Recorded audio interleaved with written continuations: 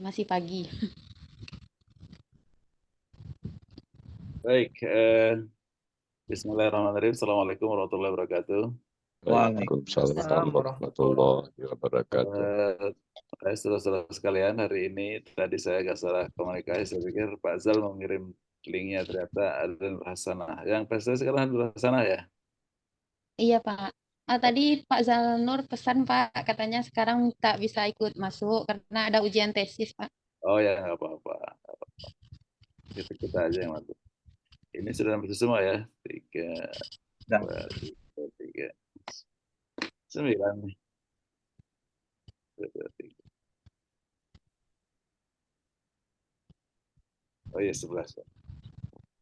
Baik, kalau gitu silakan Nur Hasanah tentang Singapura ya. Iya, Pak. Oh, Nur Hasanah di atas. Oh, ini 2 device ya? Di bawah ada lagi Nur Hasanah satu nih. Dia admin tuh Prof. Oh gitu. Oke, oke, oke. Dua alat ya. Iya, iya, Prof. Ternyata ada yang nggak masuk ini. Siapa yang nggak masuk kali? udah Pak Elda juga 2 device, Prof. Yang Siapa? belum masuk ada 2 orang ini, Pak. 2 Pak orang Sekar ini. sama Bu Sekar sama Pak Wahyu kayaknya. Oh gitu. Pengantin baru, Pak. Oke, silakan Nur sana dipresentasikan tentang Singapura ya. Maaf, Pak, kita pakai moderator, Pak. Oh moderator. Oh gitu, silakan kalau gitu moderator. Iya, silakan Pak Yadi. Baik, izin Pak Prof. Ya silakan. Baik, Assalamualaikum warahmatullahi wabarakatuh. Waalaikumsalam warahmatullahi wabarakatuh. Alhamdulillah, alhamdulillahillazi khalaqal insan wa anzalal Qur'an wa 'allamahul bayan.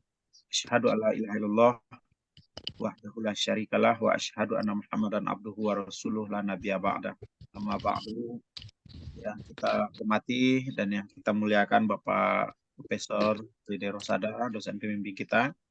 Kemudian Bapak Dr. Muhammad Zalnur, kemudian Saudara Pemakalah Nur Hasnah, Bapak-Bapak Ibu lokal PI Angkatan 2023 yang kami cintai. Pertama sekali mari sama-sama kita bersyukur kepada Allah Subhanahu wa taala pada pagi hari ini. Alhamdulillah kita berada dalam keadaan sehat walafiat dan insya Allah kita akan menambah wawasan dan menimba ilmu kita dalam bidang pendidikan Islam sesuai dengan makalah yang akan tampil kita. Mudah-mudahan semua yang kita lakukan diberkahi oleh Allah Subhanahu wa taala. Amin ya rabbal alamin. Amin ya rabbal alamin. Salam buat junjungan Nabi besar kita Nabi Muhammad sallallahu alaihi wasallam. Allahumma shalli ala Muhammad wa ala ali Muhammad. Bapak Profesor, Bapak Ibu semuanya, kita awali diskusi kita pada pagi hari ini dengan membacakan Ummul Quran Al-Fatihah. Amin.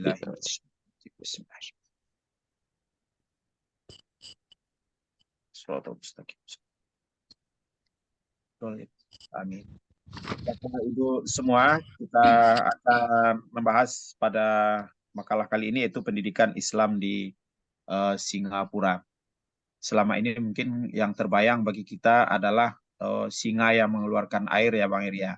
Kita akan membahas bagaimana seluk-beluk pendidikan Islam di Singapura ini kepada Saudara Nur Hasnah untuk dapat mempresentasikan makalahnya di hadapan kita bersama.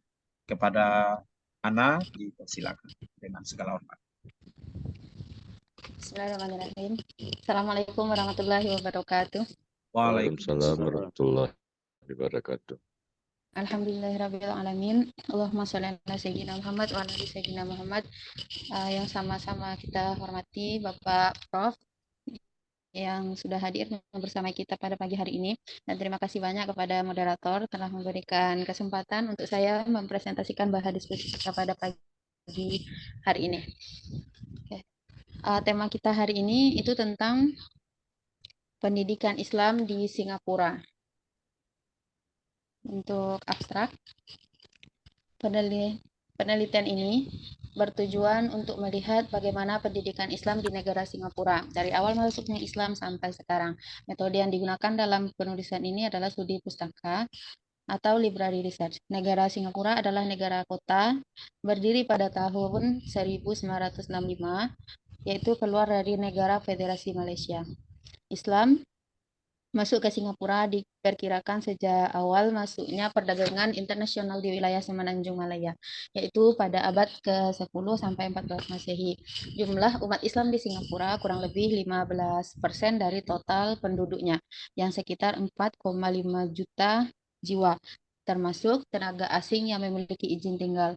Dengan komposisi etnis terdiri dari 77% keturunan Cina, 14% keturunan Melayu, 7,6% India, dan 1,4% yang lain-lain.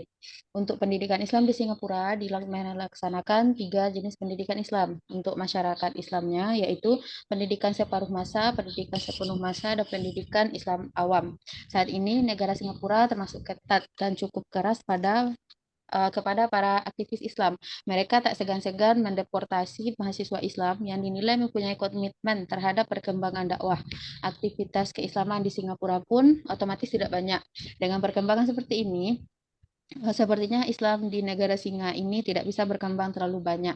Berbeda dengan pemerintah Indonesia yang menempatkan pendidikan Islam sebagai subsistem pendidikan nasional. Pemerintah Singapura bersikap sebaliknya. Sebagai negara sekuler yang heterogen dalam agama dan etnis, pemerintah Singapura memandang bahwa urusan agama dan pengamalannya termasuk penyelenggaraan pendidikan, bukan menjadi urusan negara, melainkan menjadi urusan pribadi warga negaranya. Untuk pendahuluan, Singapura merupakan sebuah negara sekuler dengan populasi muslim sebanyak 14%. Setiap rakyat Singapura mempunyai hak untuk memeluk dan mempraktikkan agamanya selagi pegangannya tidak bertentangan dengan prinsip-prinsip negara dan setiap agama tidak bermusuhan antara satu dengan yang lain. Singapura merupakan salah satu negara yang telah memiliki kemajuan dalam bidang pendidikan. Hasil survei Times Higher Education tahun 2009 yang menyatakan beberapa universitas di Singapura ke dalam 200 universitas terbaik di dunia. Universitas itu adalah National University of Singapore dan Nanyang Technological University.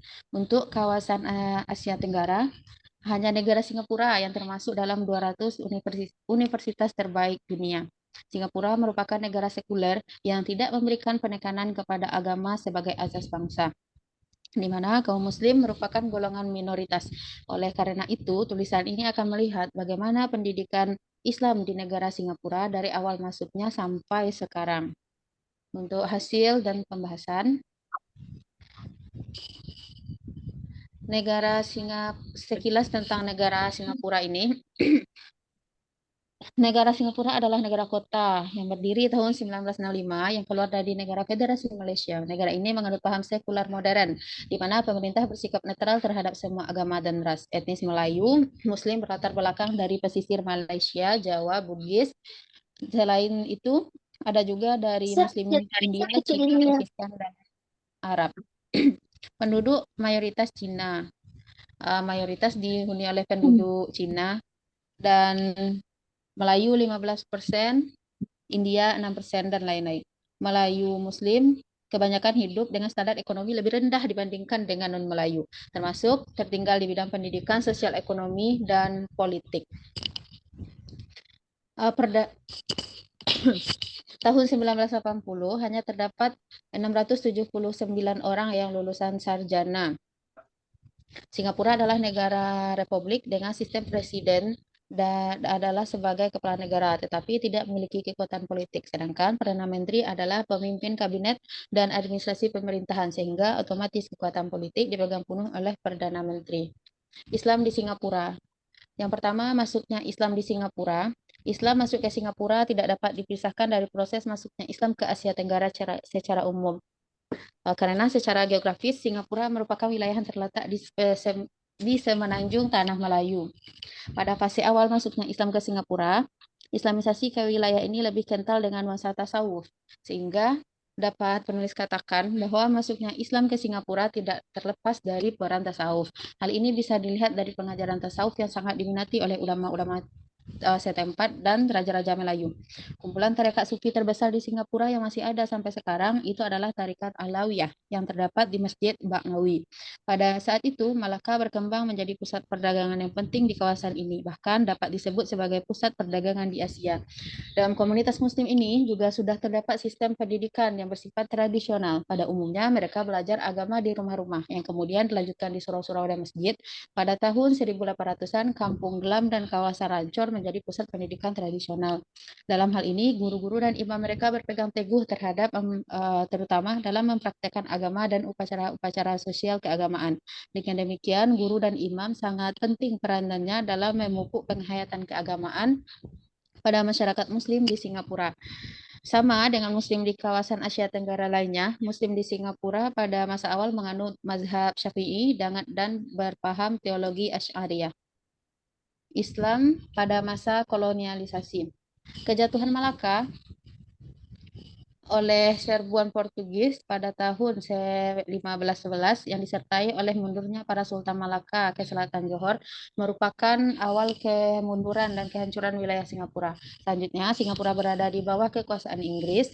Kendati pun kebijaksanaan Inggris ini lebih simpatik bila dibandingkan dengan kebijakan Portugis dan Belanda. Namun, peranan mereka tidak hanya sekadar memberi nasihat, akan tetapi memberi perintah yang harus dilaksanakan.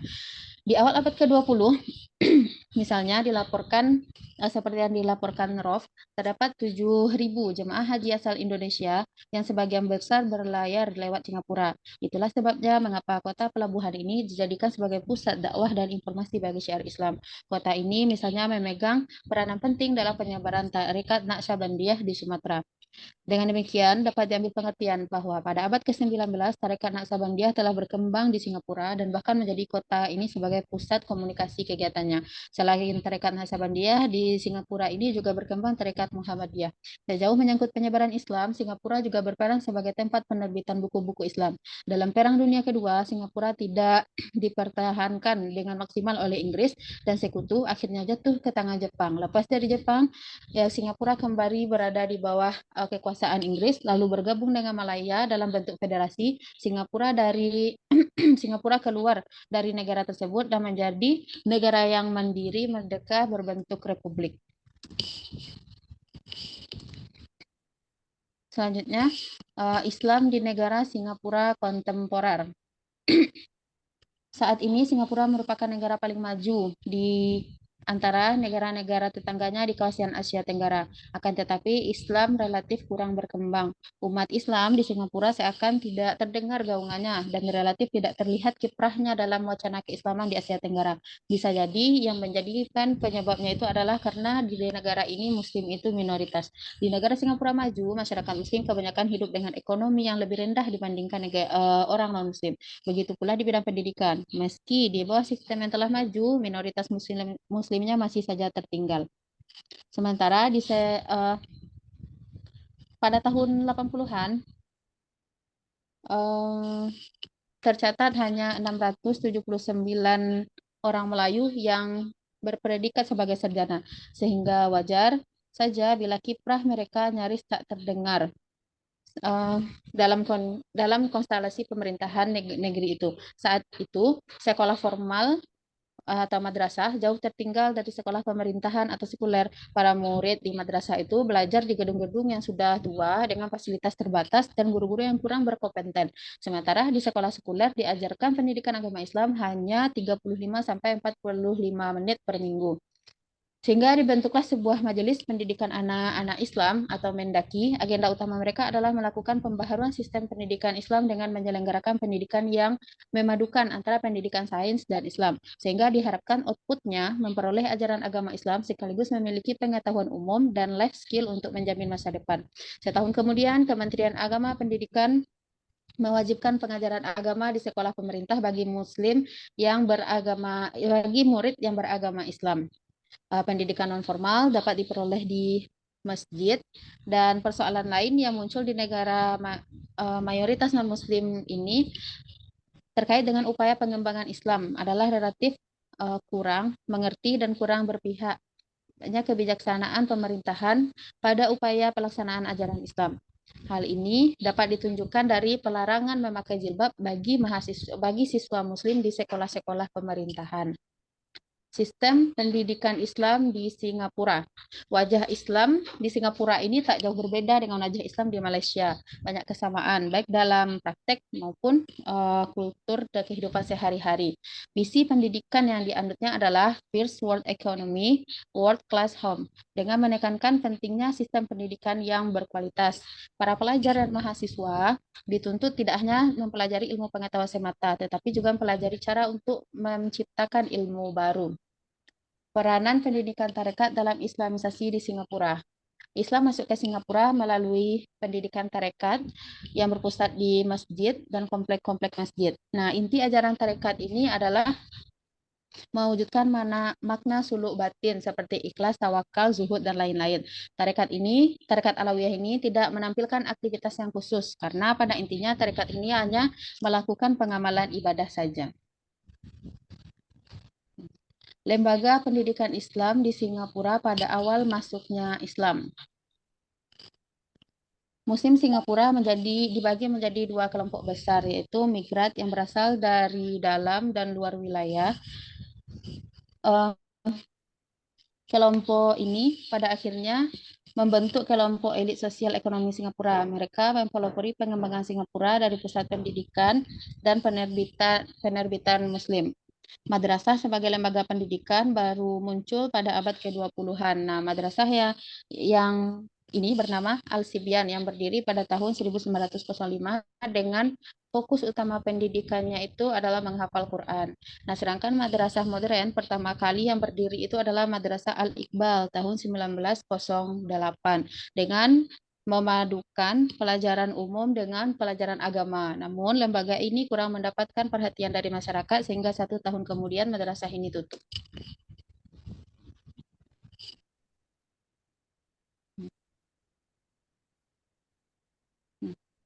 Nah, selanjutnya sistem pendidikan di Singapura itu ada 3, pendidikan separuh masa, pendidikan sepenuh masa, dan program Islam awam.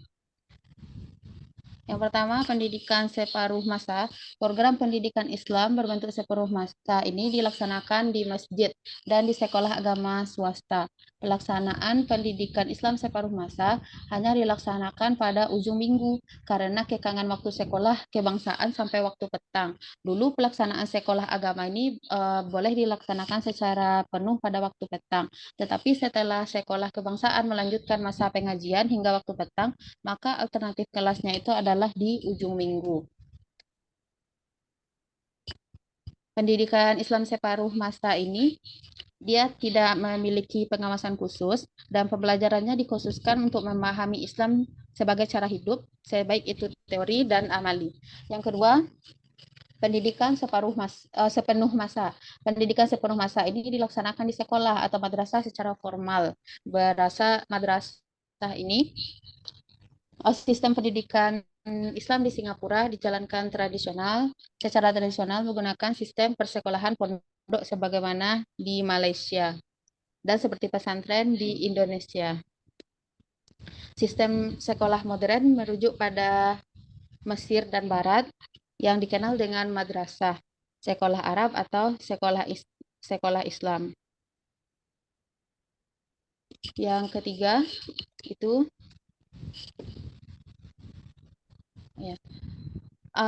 untuk madrasah di Singapura itu ada 6 madrasah. Yang pertama Madrasah Al-Junaid Al-Islamiyah, yang kedua Madrasah Al-Ma'arif Al-Islamiyah, yang ketiga Madrasah Wak Tanjung Al-Islamiyah, yang keempat Madrasah Al-Sagof, yang kelima Madrasah Arabiyah Islamiyah, dan yang keenam itu Madrasah Al-Irsyad Al-Islamiyah. Nah, yang Madrasah Al-Junaid Al-Islamiyah ini bertujuan untuk menyiapkan calon ulama pewaris Nabi. Kalau Madrasah Al-Ma'arif Al-Islamiyah ini, sistem pembelajarannya itu adalah pelajaran agama.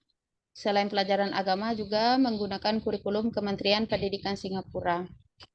Yang ketiga itu Madrasah Wak Tanjung Al-Islamiyah, tujuannya adalah memberikan pendidikan Islam dan menyediakan belajar untuk Muslim agar menjadi orang yang baik. Yang keempat, Madrasah Al-Sagof. Yang kelima itu Madrasah Arabia. Dan yang keenam adalah Madrasah Al-Irsyad. Nah, terkait dengan dana pendidikan, Islam merupakan agama bagi masyarakat minoritas, sehingga tidak ada kewenangan khusus dari pihak kerajaan Singapura. Karena itu, MUIS telah mengambil peran. MUIS ini Majelis Ulama Islam Singapura, telah mengambil peranan untuk membantu madrasah bagi memastikan pendidikan Islam terus berkembang dengan baik di Singapura. Melalui dana madrasah, MUIS telah menerima sumbangan dari syarikat maupun individu dalam bentuk sedekah harian, potongan bank bulanan, atau zakat setiap tahun yang dikhususkan untuk menggantung madrasah. Selain MUIS, pihak lembaga pengelola madrasah sendiri berusaha mendapatkan sumbangan dari luar untuk membantu madrasah dalam bentuk zakat maupun infak iuran bagi pelajar.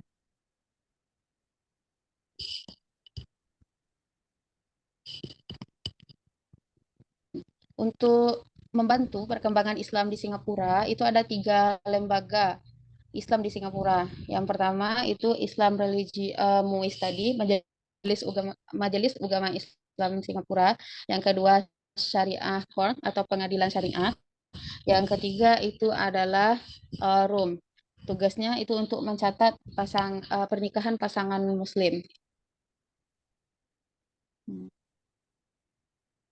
Nah, selanjutnya itu kondisi pendidikan masyarakat Islam di Singapura saat ini. Saat ini di negara Singapura termasuk ketat dan cukup keras kepada para aktivis Islam.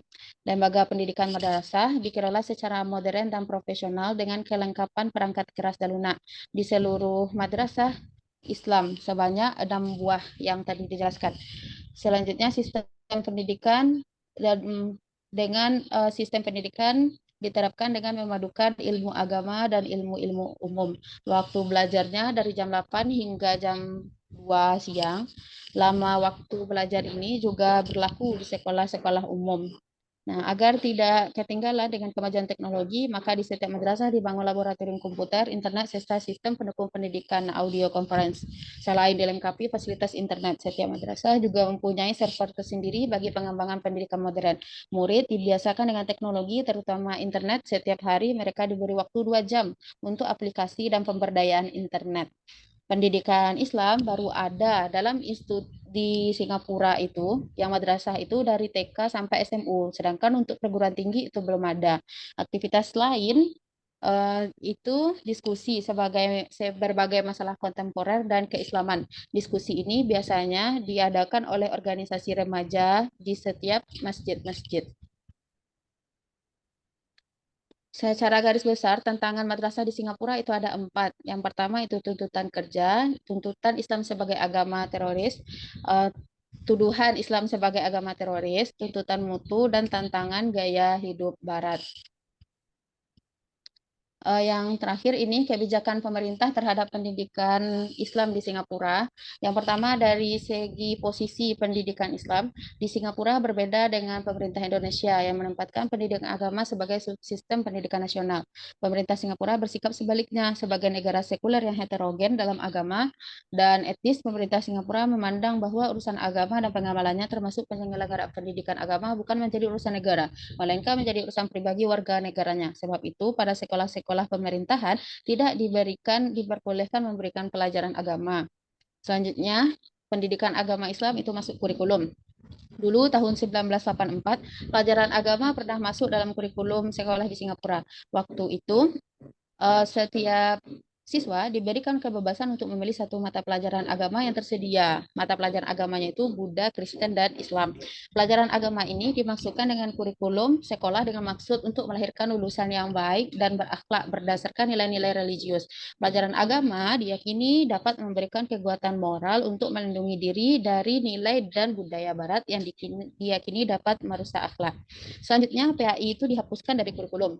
5 tahun kemudian, pemerintah Singapura mencabut semua pelajaran agama tersebut dari kurikulum dengan alasan telah membuat siswa semakin terpisah satu dengan yang lainnya. Disinyalir ada guru yang mengajari siswa untuk mengikuti agama tertentu sehingga terjadi ketegangan di sekolah. Sejak saat itu, pemerintah melarang pendidikan agama di sekolah-sekolah.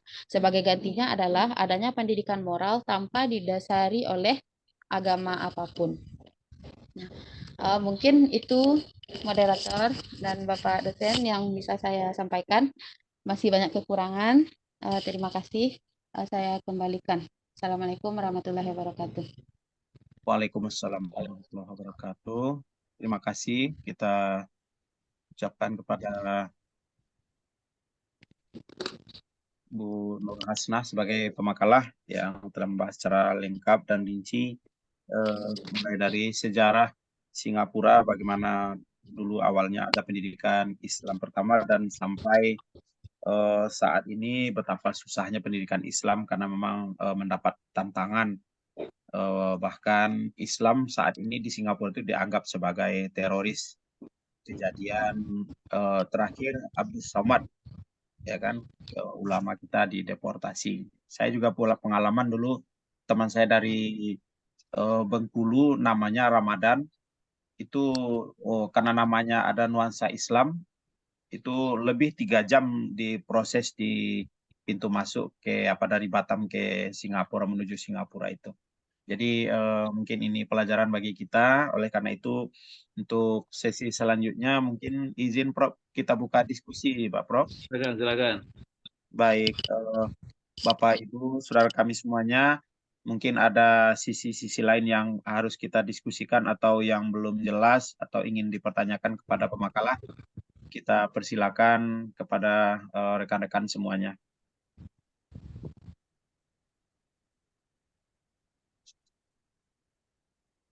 Mungkin ada dari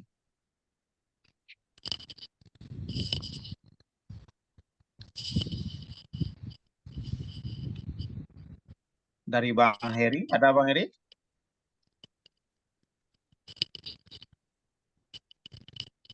Masih mute Pak Heri.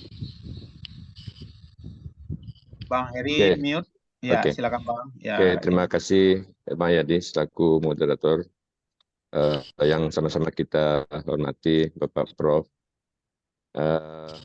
Saya mohon izin Prof mengambil kesempatan yang pertama. Kebetulan ini kegiatannya paralel dengan audit perusahaan saya oleh Bank Indonesia. Sebentar lagi akan datang. Jadi saya ngambil peran ini dulu sambil nanti saya monitor apa yang didiskusikan. Yang pertama saya ingin tanyakan kepada Nur Hasnah selaku pemakalah bahwa dari pembahasan tadi disampaikan perkembangan Islam di Singapura itu sangat terbatas, sangat tertekan, kemudian tidak bisa berkembang dengan baik sebagaimana yang ada di negeri kita. Karena konsep negaranya adalah sekuler, jadi negara sekuler memberikan kebebasan beragama kepada individunya, tidak diurus oleh negaranya. Setelah didengar tadi termasuk berat juga tugas dan tanggung jawab tokoh-tokoh Islam kita yang ada di sana. Namun demikian mereka juga diberikan kesempatan untuk berorganisasi. Ada tadi organisasi Islam di Singapura yang disampaikan ada Majelis Ulama Islam Singapura, MUIS. Kita bersyukur MUIS sudah memperhatikan perkembangan Islam di Singapura. Cuma di dalam pembahasan tadi kita belum melihat kalau MUIS ini diberikan kelonggaran oleh pemerintah Singapura untuk mengembangkan Islam di sana, itu sebuah kondisi yang baik bagaimana Islam itu bisa berkembang sebenarnya. Cuma di dalam pembahasan belum terlihat lagi kiblat Islam yang ada di Singapura. Apakah dia berkiblat ke Timur Tengah atau ke negara tetangga Malaysia? Saya punya pikiran kemungkinan besar Islam yang ada di Singapura itu mengacu bagaimana pola perkembangan Islam di Malaysia, karena mayoritas orang Melayu yang ada di Singapura itu adalah dari warga Malaysia.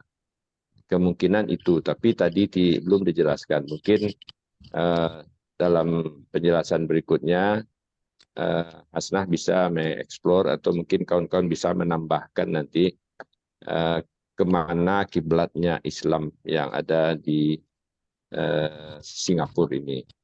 Kalau di Indonesia, saya melihat kalau perguruan tinggi kita mengarah ke Timur Tengah, sehingga banyak sekali mahasiswa-mahasiswa kita yang belajar ke Timur Tengah, dan dia kembali ke Indonesia mengambil peran untuk mengimbangi madrasah atau pesantren-pesantren yang ada di Indonesia, misalnya yang dari Gontor, yang dari tempat-tempat lain di Jogja dan segala macamnya. Artinya sudah ada kiblat. Jadi itu di Indonesia. Sementara di Singapura tadi belum jelaskan. Setidak-tidaknya tadi ada gambaran Indonesia seperti ini. Hasnah mencari tahu Singapura itu berkiblatnya kemana. Maksudnya perkembangan Islam itu mengikuti atau mencontoh pola perkembangan pendidikan Islam di negara-negara lain, negara maju yang lain. Mungkin itu satu saja yang ingin saya sampaikan kepada Hasnah. Terlebih dan terkurang saya mohon maaf. Wabillahi taufiq wal hidayah. Assalamualaikum warahmatullahi wabarakatuh. Waalaikumsalam warahmatullahi wabarakatuh. Kembalikan kepada moderator. Terima kasih Bang Heri, terkait dengan beberapa organisasi. Tadi ada salah satunya MUIS, Majelis Ugama Islam Singapura, gitu kan, yang menanyakan mungkin tentang arah atau panduan organisasi ini, apakah ke Timur Tengah atau ke Malaysia, mungkin di negara yang paling dekat. Baik, yang kedua, Fani. silakan Kak Fani atau Lisa. Lisa juga dua gawainya, kayak yang dua-dua gawai ini bertanya kayak. Enggak, Pak. Tadi di face-nya dari rumah, Cek, Pak. Oh, langsung hilang device-nya satu. Kita jalan ke kampus, Pak. Jadi Oh, di scan yang di rumah. silakan, bisa hati-hati di jalan. Bang El, mana Bang El? Tidak ingin ke Singapura?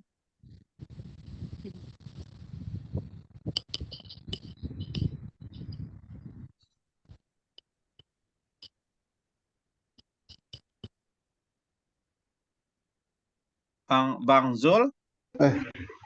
Ya Bang, ayo Bang Adi. Mana Bang Adi? Ya, silakan Bang El. Ya, silakan Bang El. Assalamualaikum warahmatullahi wabarakatuh. Waalaikumsalam warahmatullahi wabarakatuh. Pak Prof yang kita hormati, Bapak Ibu rekan-rekan semuanya, seterusnya kepada Pak Moderator yang memberikan kesempatan kepada saya, terima kasih pada kesempatan ini. Baik, dalam kesempatan ini yang jadi pertanyaan bagi saya, karena memang saya pernah dulu tinggal di Batam dan berdekatan dengan Malaysia. Nah, ternyata ketika kita bandingkan bagaimana orang-orang Singapura menanggapi lembaga-lembaga pendidikan itu sendiri, jadi karena kalau kita lihat penanaman nilai-nilai di sana tuh, saya coba bandingkan ya. Jadi gini, kalau di Indonesia, kalau boleh kita katakan untuk mencari para donatur itu pada umumnya hanya dari orang yang memiliki anak, yang anaknya betul-betul berada di lembaga pendidikan itu sendiri. Nah, sementara kalau untuk orang-orang Singapura, karena memang saya pernah tinggal di Batam itu, ternyata yang justru banyak memberikan sumbangan itu ke kami yang tinggal di Batam justru dari orang Singapura. Padahal kalau kita lihat sistem pendidikan mereka itu kan mereka kan orang-orang sekuler, dan pendidikan akhlaknya itu tadi seperti kita dengar dari pemakalah tadi justru tidak dari lembaga pendidikan Islamnya, sehingga negara tidak mengatur terkait dengan pendidikan Islam. Jadi bagaimana proses penanaman nilai-nilai Islam sehingga mereka orang Singapura itu justru kalau kita lihat dia cukup simpatik dengan lembaga-lembaga pendidikan Islam meskipun anak mereka tidak sekolah di situ. Jadi intinya pertanyaannya, bagaimana proses penanaman nilai-nilai Islam bagi orang Singapura sehingga begitu simpatiknya terhadap lembaga pendidikan Sementara kita yang ada di Indonesia yang justru sudah ada pendidik PAI di sekolah. Sementara kita hanya membantu ketika hanya anak kita yang berada di lembaga pendidikan itu sendiri. Tapi ketika kita tidak berada di lembaga itu, kita tidak mau tahu kesannya seperti di Indonesia. Jadi itu saja inti pertanyaannya, Pak Moderator. Terima kasih. Assalamualaikum warahmatullahi wabarakatuh. Berarti izin Bang El mengklarifikasi, maksudnya bantuan atau sumbangan ini untuk pendidikan yang ada di Batam begitu. Ya, jadi gini Bang Yadi ya. Saya dulu kan ngajar juga di CPQ. Justru untuk yang memberikan insentif buat saya itu memang sifatnya dari pribadi ya. Justru itu yang membantu itu dari pribadi orang Singapura yang membantu. Oh, Ke gitu. masjid-masjid pun banyak orang-orang di Singapura yang memberikan sumbangan ke sana. Oke. Ya.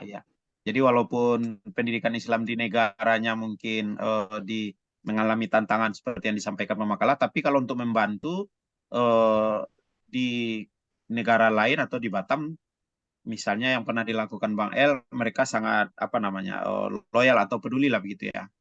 Iya. Oke. Bagaimana apakah Ana cukup dipahami ya pertanyaannya? Untuk Carmen ini satu lagi pertanyaan mungkin atau penanya atau apa yang mau didiskusikan? Langsung dibahas dulu Hasnah. Atau langsung yang dua saja dulu Pak Prof? Ya betul, dibahas dulu Hasnah ya, dibahas dulu. Baik. Ya, silakan Kak Ana diberikan tanggapan. Dipersilakan Kak Ana. Oke, baik. Terima kasih moderator kesempatannya. Berarti ini langsung Anda jawab keduanya atau satu-satu saja dulu, Pak? Satu tapi dua-duanya. Tapi dua-duanya.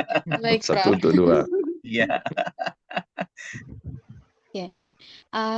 Sebelumnya terima kasih Bapak Ibu, Bapak-bapak yang sudah memberikan pertanyaannya. Ada 2 pertanyaan tadi. Yang pertama itu dari Pak Heri ya. Kiblat Islam yang ada di Singapura ini mengarahnya kemana? Dan itu bagaimana organisasi MUIS ini perannya di Singapura itu seperti apa gitu, karena tadi belum dijelaskan. Dari Pak Elda pertanyaannya bagaimana proses penanaman nilai-nilai Islam di Singapura sehingga mereka itu simpati kepada pendidikan Islam gitu kan. Untuk yang pertama itu terkait dengan organisasi MUIS tadi, Majelis Ulama Islam Singapura. Jadi memang belum sempat dijelaskan ya pada saat presentasi. Nah, MUIS ini merupakan badan yang memiliki peran penting dalam urusan agama Islam. Nah, fungsi dan tugas MUIS di Singapura ini ada 5. Yang pertama itu memberikan saran kepada Presiden Singapura dalam masalah-masalah yang berkaitan dengan agama Islam di Singapura. Yang kedua itu mengurusi masalah yang berkaitan dengan agama Islam dan kaum muslimin di Singapura, termasuk urusan haji dan sertifikat halal. Nah, kalau seandainya tidak ada MUIS ini, lalu siapa yang akan menjamin kehalalan yang akan dikonsumsi oleh masyarakat muslim di Singapura, gitu kan? Yang ketiga itu mengelola wakaf dan dana kaum muslimin berdasarkan undang-undang dan amanah. Yang keempat itu mengelola pengumpulan zakat, infak, dan sedekah untuk mendukung dan mensyiarkan.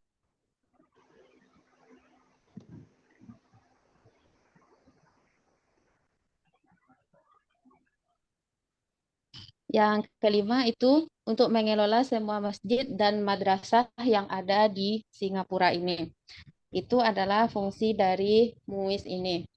Nah, selain dari itu, saya itu juga ada teman saya, itu kalau di bulan Ramadan, sekali setahun, dia itu ke Singapura, dia belajar juga di sana, dan mengajar di sana, dan menjadi imam di masjid kedutaan Indonesia di Singapura itu gitu.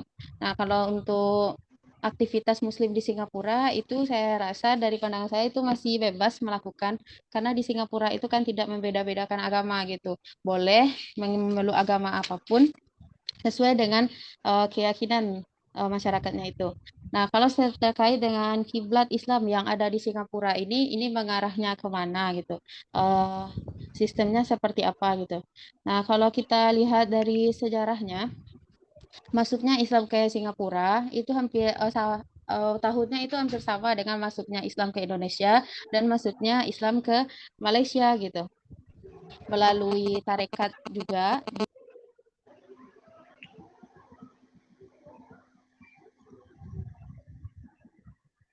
Nah, kalau dilihat dari kiblatnya itu kemana, di Malaysia itu Islamnya itu mengikut mazhab Syafi'i. Pada mayoritasnya itu mengikut mazhab Syafi'i yang dibawa oleh orang-orang yang berasal dari Timur Tengah ke Singapura ini. Begitu juga dengan Indonesia dan Malaysia, itu dia juga menganut mazhab Syafi'i. Jika dilihat dari sejarahnya seperti itu gitu.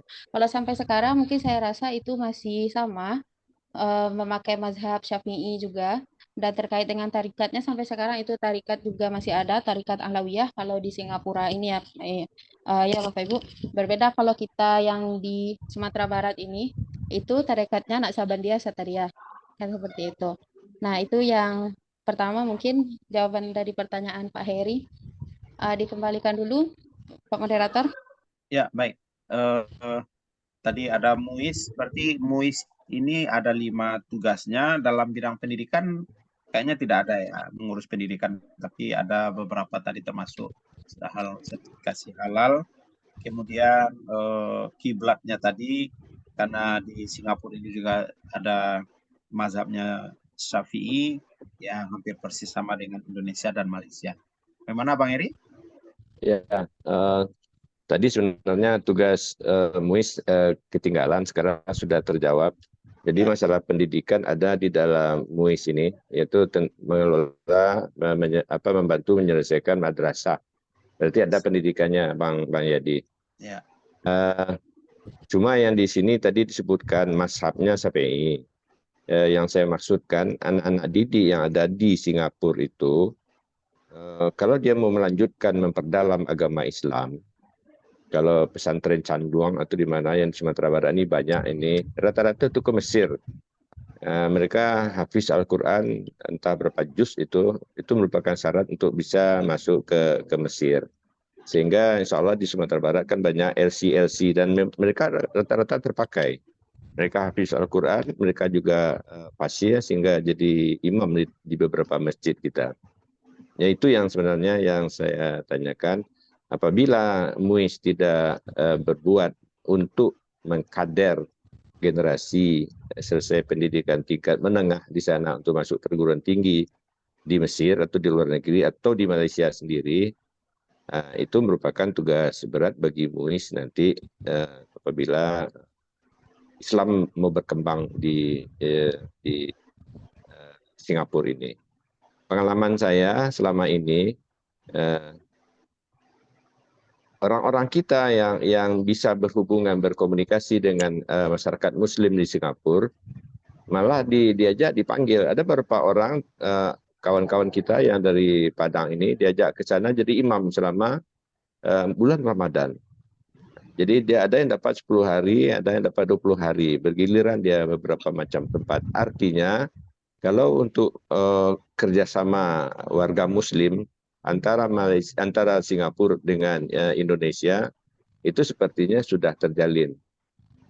Cuma yang saya tanyakan tadi arah pengembangan yang permanen untuk ke depannya. Tadi disebutkan juga Satariyah Naksabandia di sana. Selama ini dalam perkembangan Islam di Sumatera Barat, khususnya Satariyah, mungkin Bang El lebih tahu. Sepertinya kegiatan di Syekh Burhanuddin itu yang banyak dari Malaysia, yang dari Singapura hampir dikatakan tidak ada. Nah, ini bukti bahwa Satariyah itu tidak berkembang juga di negeri Singapura itu.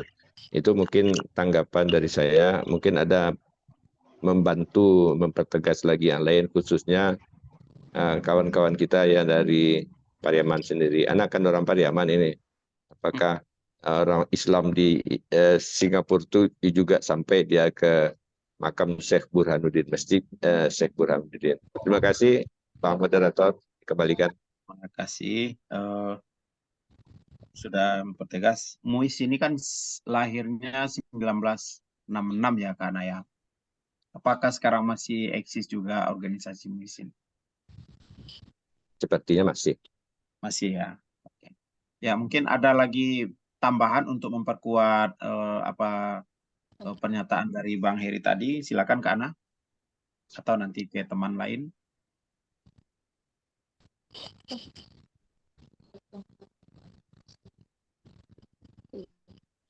Baik, mungkin Anda ingin sedikit menanggapi Pak Yadi.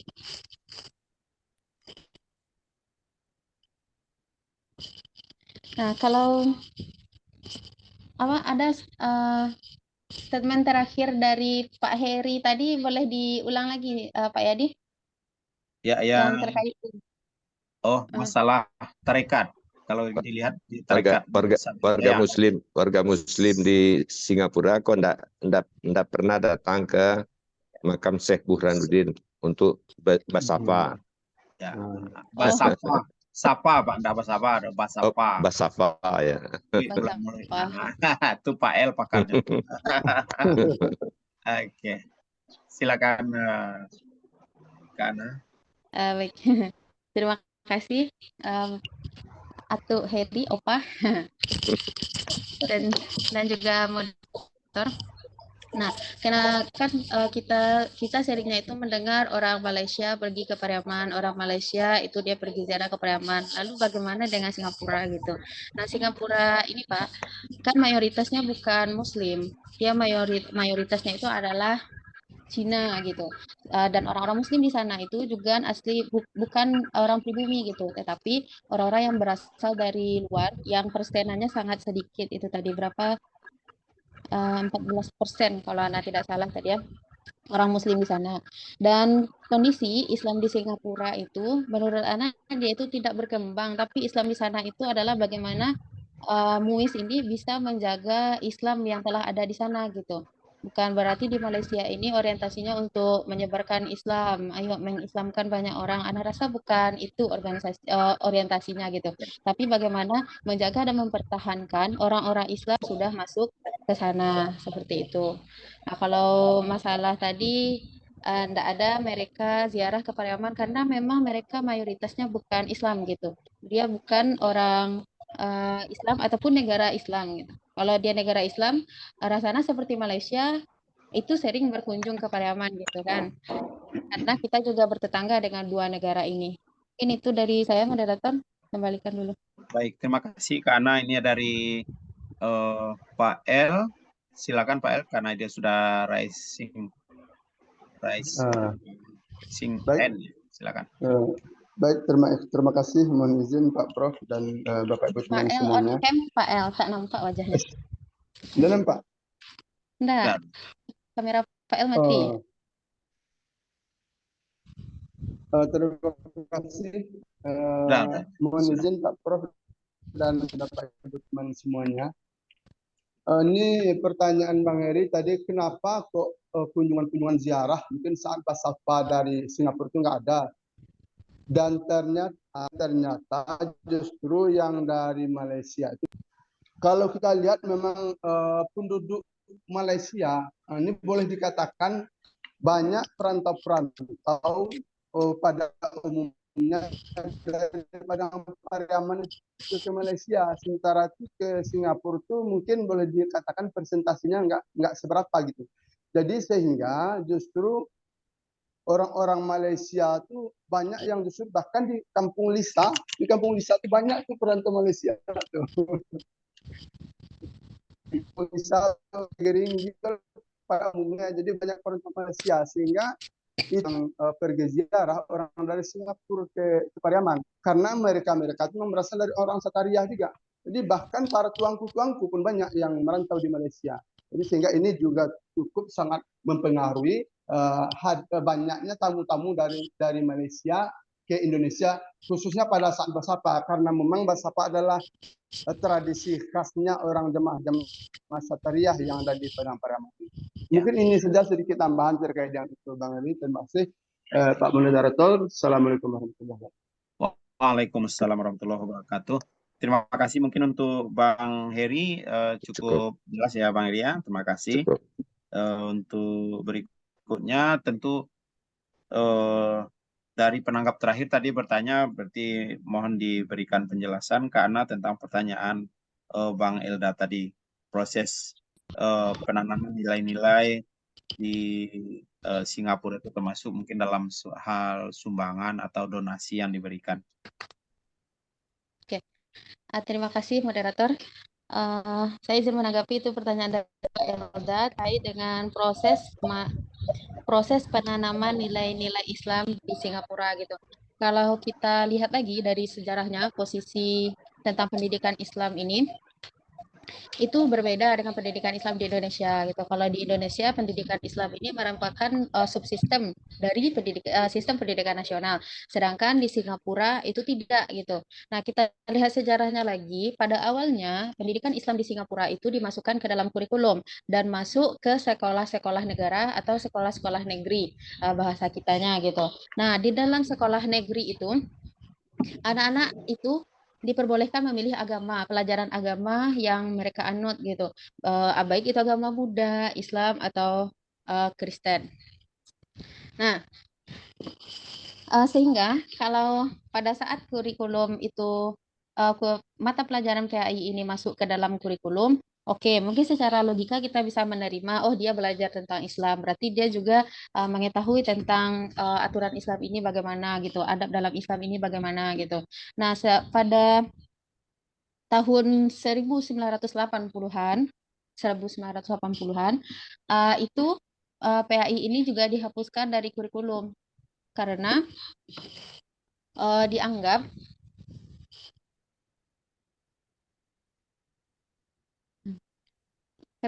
dengan adanya pendidikan agama ini itu menjadikan perpecahan di antara kaum-kaum agama gitu.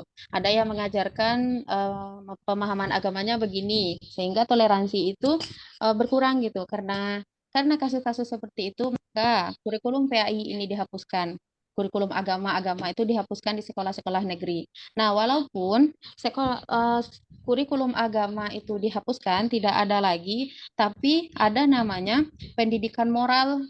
Pendidikan moral secara umum itu tanpa memandang salah satu dari etnis agama manapun gitu. Nah, di dalam moral ini, indikator dari pendidikan moral itu kan ada sopan santun, ada kepedulian, ada kejujuran, mematuhi aturan, tanggung jawab, dan lain-lain. Nah, tanpa didasarkan agama apapun gitu. Nah, dari pendidikan moral inilah masyarakat Singapura itu dia bisa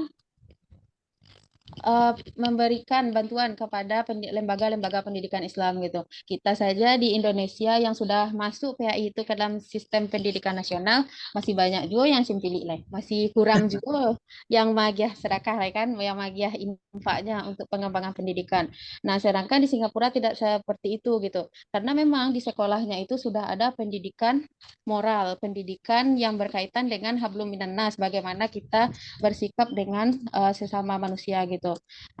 Selain dari itu, di Malaysia itu kan, di Malaysia maaf, di Singapura itu dia visi pendidikannya itu adalah menitik beratkan kepada pendidikan yang berkualitas tinggi gitu, menjadikan Singapura itu adalah negara ekonomi yang utama gitu, negara yang menjadi rumah utama ya, seperti itu. Nah, mungkin seperti itu saja, moderator dikembalikan. Baik.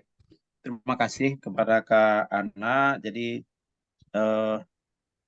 kalau memang pendidikan Islam secara terstruktur tadi tidak ada, tapi ada pendidikan moral, pendidikan karakter, bagaimana mereka dididik ataupun dibentuk kepribadiannya, misalnya saling memberikan sumbangan tanpa melihat agama apapun mereka. Contohnya kepada Islam pun mereka mau menyumbangkan seperti itu. Kita lihat juga dari segi kebersihannya itu sangat luar biasa Singapura itu. Bahkan mereka menjunjung tinggi karakter moral dan lain sebagainya itu. Gimana Bang El? Oke, baik, terima kasih atas penjelasannya Kak Ana.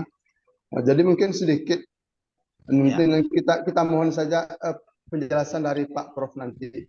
Cuman gambaran sedikit, kalau analisa saya saja, kemungkinan penyebabnya salah satunya itu mungkin karena di sana dari aspek perekonomian itu sudah lumayan di situ. Sudah Jadi boleh mapan, dikatakan sudah mapan ya. sudah mapan. Ya, ya.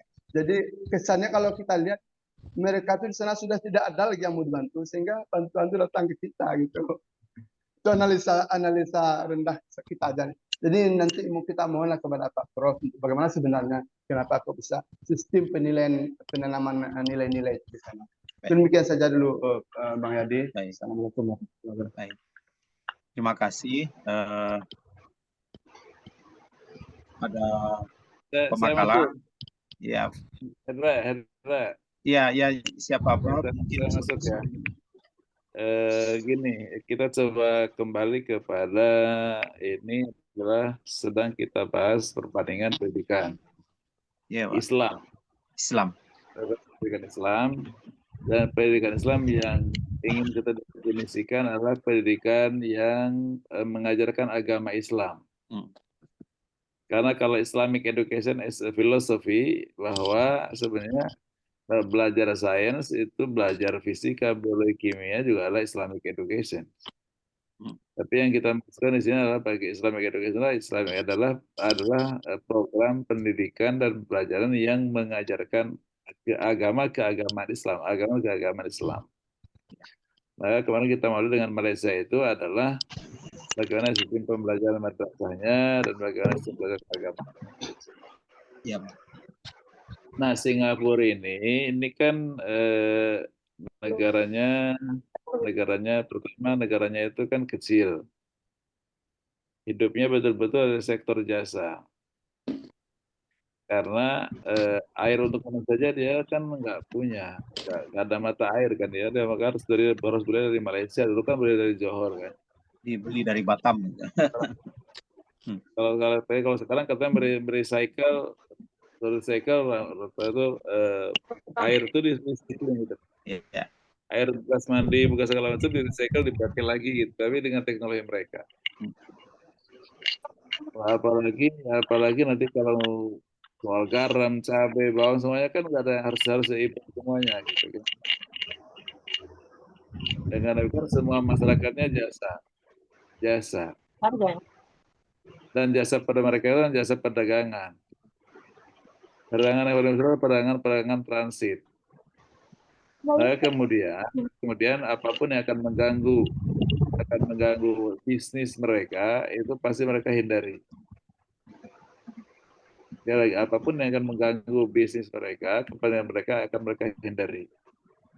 Bisnis itu memerlukan keamanan dan kenyamanan. Nah, kalau ada yang akan mengganggu keamanan, dia akan hindari. Dia akan pressing. Nah, kenapa Islam itu dibenci dan bukan dibully ya, tapi bagaimana Rangkaian. diagresif oleh pemerintah, karena Islam di Asia Tenggara itu dari Malaysia sampai Indonesia kan banyak menonjolkan sisi radikalismenya. Terorisme itu. Jadi sikap radikalisme dan terorisme itu kan mengganggu stabilitas dan akan mengganggu keamanan. Terus yang kedua, negaranya kan kecil, harus nyaman, orang senang tinggal di situ gitu.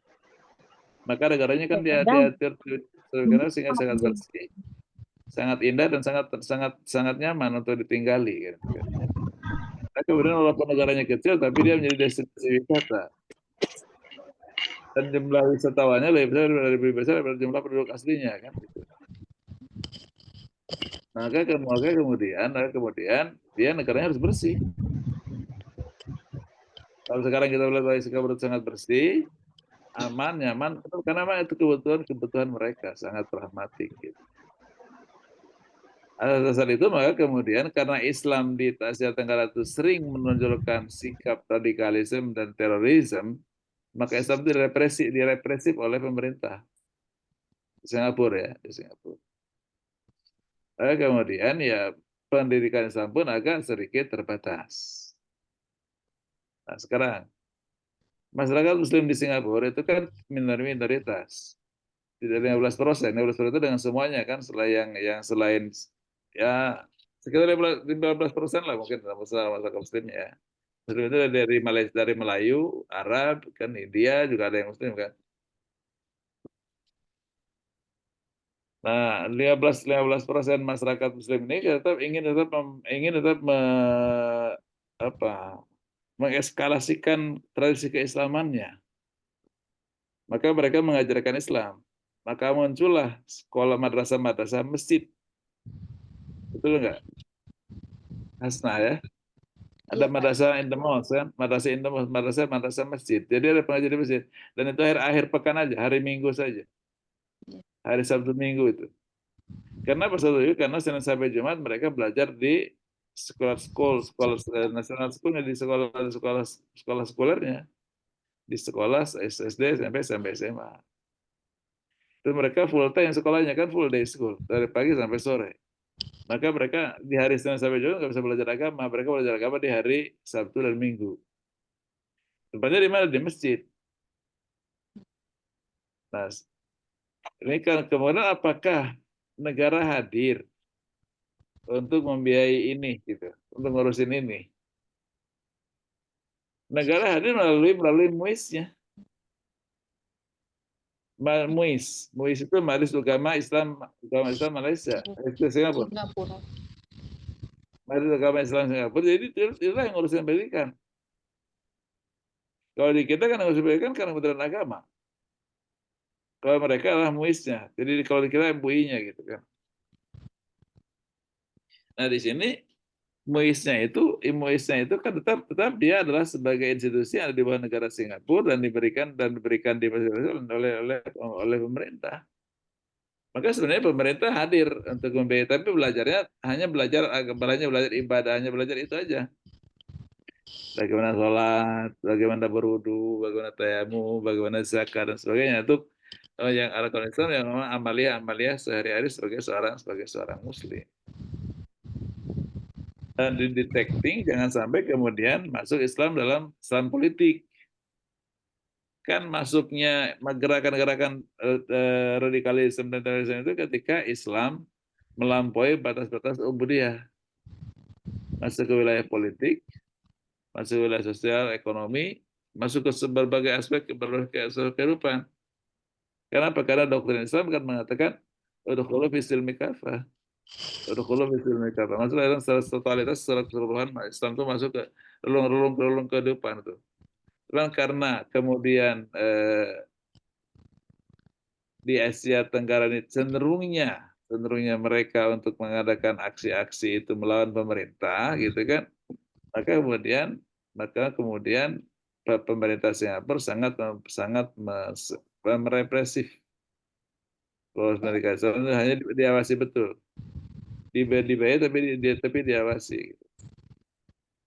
Tapi ada juga yang kemudian tidak di bawah MUIS, di bawah pergumulan kan, bahwa pergumulan organisasi Islam Arab, dibikin madrasah juga, kan dibikin sekolah agama juga, jadi religious education juga, mungkin di Hermakimu.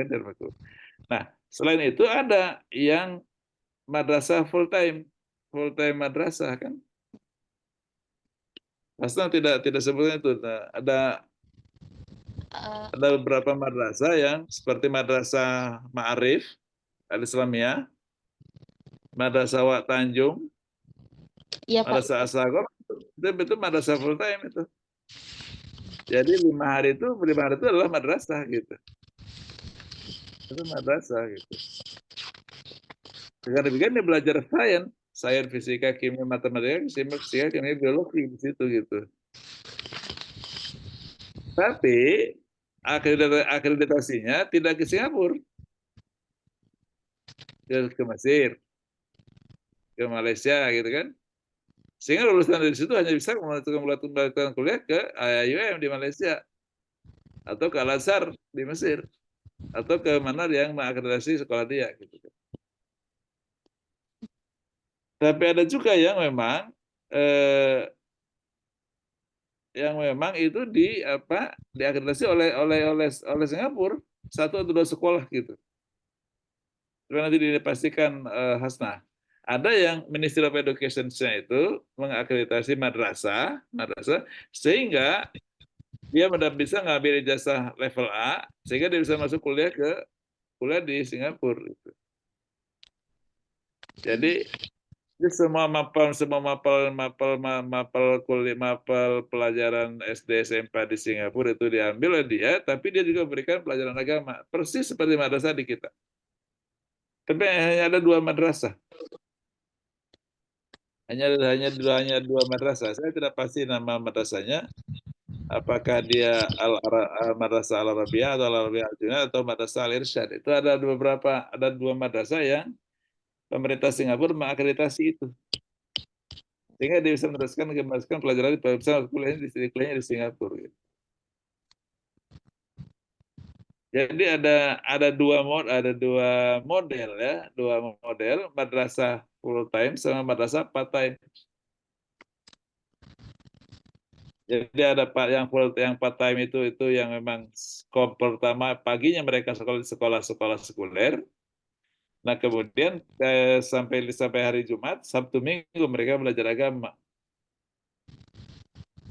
Ada yang full time itu yang dua macam. Satu full time diakreditasi oleh universitas di luar Singapura, ada lagi yang memang diakreditasi di dalam Singapura. Sampai sana mereka ada 2 madrasah yang memang diakreditasi oleh universitas di Singapura sehingga dia bisa melanjutkan studi di Singapura.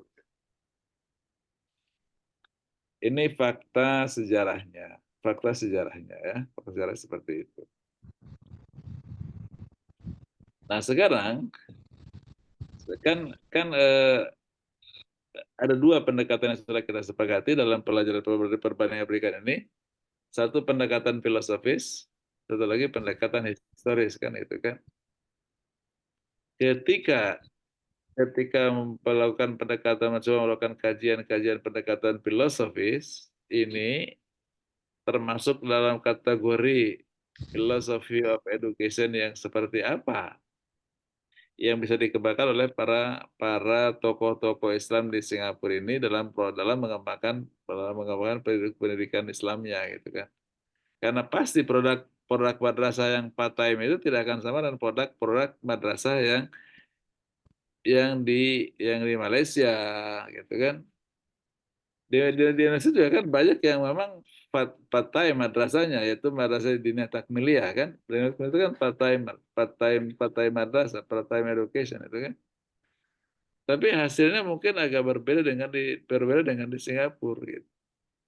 Ya, dengan di Singapura. Karena di Indonesia itu dia ngambil part time education, part time learning itu, tapi di tengah-tengah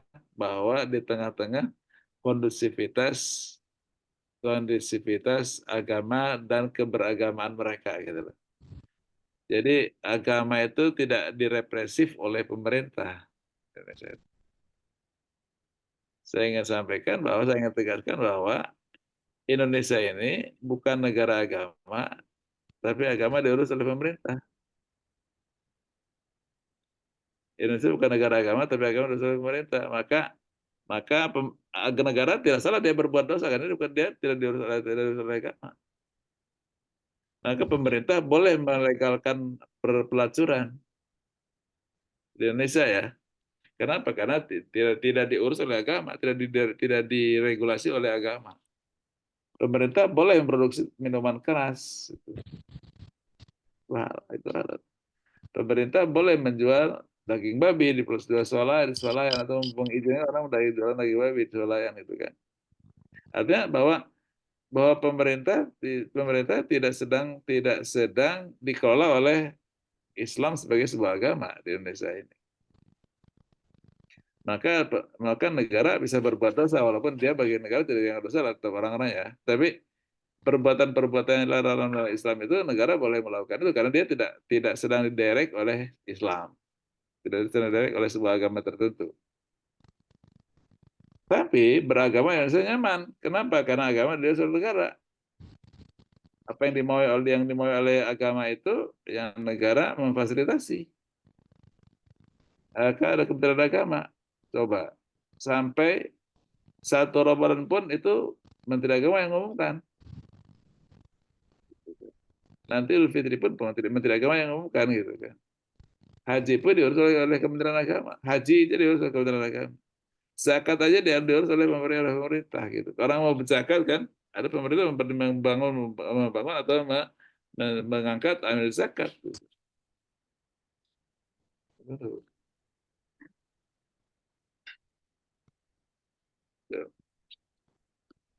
Eh, agak berbeda, ya benar. Demikian juga dengan Malaysia. Ya. Malaysia apalagi karena Malaysia itu Islam adalah agama resmi, agama resmi. Maka kemudian di Malaysia itu budget pemerintah itu sampai masuk kepada kegiatan amaliyahnya. Di kita budget pemerintah hanya pada infrastruktur kan, dibangun masjid oleh pemerintah. Ada orang sholat atau sholat nggak peduli, pemerintah nggak akan nyuruh orang masuk ke masjid. Tapi di Malaysia dia masih ada budget pemerintah yang untuk membayar imam karena supaya masyarakatnya masuk ke masjid gitu. Karena Islam sebagai sebuah agama resmi. Dan sebenarnya pelan-pelan bahwa Islam akan masuk ke dalam relung-relung regulasi pemerintah gitu. Di Malaysia ya.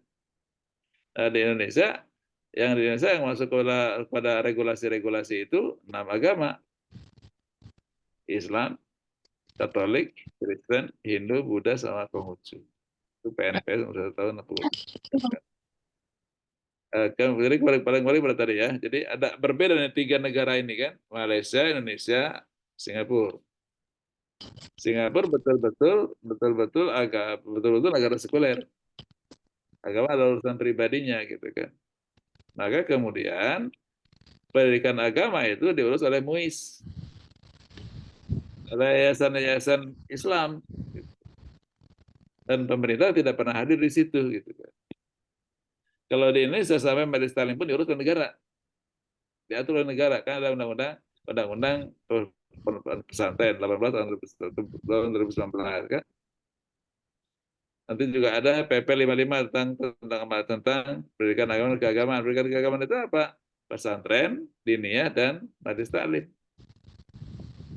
Majelis taklim itu majelis taklim itu adalah difasilitasi oleh negara. Dengan demikian dia ada budget majelis taklim itu. Jadi orang boleh minta bantuan untuk majelis taklim gitu. Karena difasilitasi. Nah, cuman di Indonesia negara tidak didirect oleh agama. Maka muncullah sebetulnya radikalisme itu. Kan pasti di Malaysia radikalisme akan ada. Di kita kan ada. Kenapa radikalisme itu adalah ketika orang melawan negara atas nama agama, itu radikalisme. Coba perhatikan sama kata-kata saya. Ketika orang melawan negara atas nama agama, itu namanya radikalisme. Poin contohnya begini. Ini pertanyaan yang sering dipakai untuk guru agama, sehingga guru agama banyak terjebak sebagai seorang guru agama radikal. Contoh, pertanyaan ini menarik. Bila adik kamu yang perempuan dilamar seorang laki-laki Katolik, bagaimana sikap Anda? Guru agama saya akan mengatakan, tidak bisa, karena itu haram. Kan itu kan? Karena perempuan muslimah tidak boleh dinikahi oleh ahli kitab. Tapi perempuan ahli kitab boleh nikah oleh laki-laki muslim. Ketika dijawab itu oleh guru agama itu radikal. Kenapa? Karena melawan pemerintah. Karena pemerintah membolehkan nikah antara lintas agama, lintas iman. Undang-undang kependudukan. Itu. Walaupun itu nanti akan berbenturan dengan Undang-Undang Perkawinan Nomor 1 tahun 74 tentang perkawinan.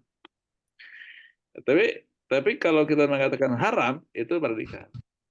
Contoh yang kedua, jika kita mengatakan haram kerja di pabrik bir, radikal juga. Kenapa? Karena pabrik bir itu adalah kebijakan pemerintah.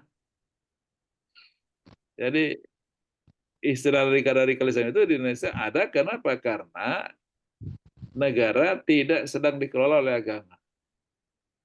Walaupun agama diurus oleh negara. Singapura betul-betul dia memisahkan bahwa agama itu urusan pribadi. Negara tidak urus agama. Maka kemudian sekolah-sekolah Singapura, SD, SMP, SMA, gak ada PAI. adanya adalah sekolah pendidikan agama di sekolah-sekolah diselenggarakan oleh MUIS, di masjid-masjid di masjid-masjid itu yang dikelola diselenggarakan oleh MUIS, itu Majelis Agama Islam Malaysia, Singapura, atau oleh yayasan orang-orang Arab ya. Nah, ini yang perlu kita coba cermati itu, ada 2 madrasah yang dia diakui oleh Universitas Singapura, atau diakreditasi oleh Singapura. Dan 2 madrasah yang full time. Yang model madrasah di Indonesia gitu. Jadi ada belajar agamanya, ada belajar standar kurikulum Singapura lah, standar kurikulum Singapura. Nah ini menarik, berarti memang ada sedikit keterbukaan dari pemerintah Singapura ketika ini masuk gitu. Bahwa madrasah yang dalamnya mengajarkan agama itu boleh masuk dan boleh nanti melanjutkan sekolah di universitas di Singapura. Tapi kalau yang lain-lain pada umumnya yang full time itu memang sekolahnya keluar Singapura, karena di Singapura nggak boleh masuk. Ke Mesir, nanti ke Malaysia atau kemana. Tergantung nanti universitas mana yang mengakreditasi dia. Nah ini faktanya ya, ini fakta sejarahnya. Sekarang the philosophy of education-nya, nah itu perlu jauh oleh Hasan itu nanti. Jadi philosophy of Islamic education-nya apa ini? Gitu. Philosophy of Islamic education apa? Gitu. Ketika di Malaysia pemerintahnya itu memberikan agama untuk apa? Untuk sekolah-sekolah seperti madrasah di Indonesia, maka pemerintah Malaysia memiliki filosofi bahwa pendidikan Islam itu adalah pendidikan holistik. Pendidikan yang holistik, essentialism, pragmatism. Jadi pragmatism esensialistik.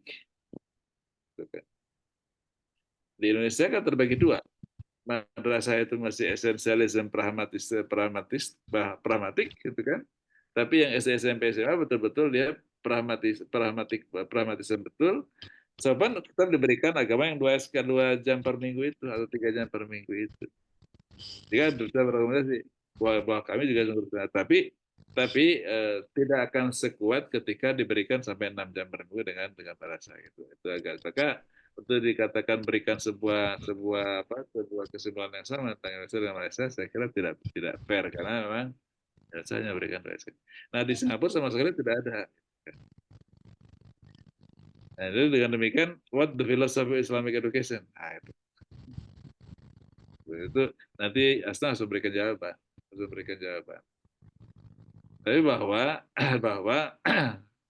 mereka diberikan part-time education dalam agama itu ada dimensi-dimensi esensialisme dalam proses belajar yang ingin ditanamkan oleh orang tua di Singapura kepada anak-anaknya sehingga dia menjadi seorang Muslim. Cuman agak beratnya itu kenapa? Karena pendidikan itu hanya dapat di lingkungan sekolah saja.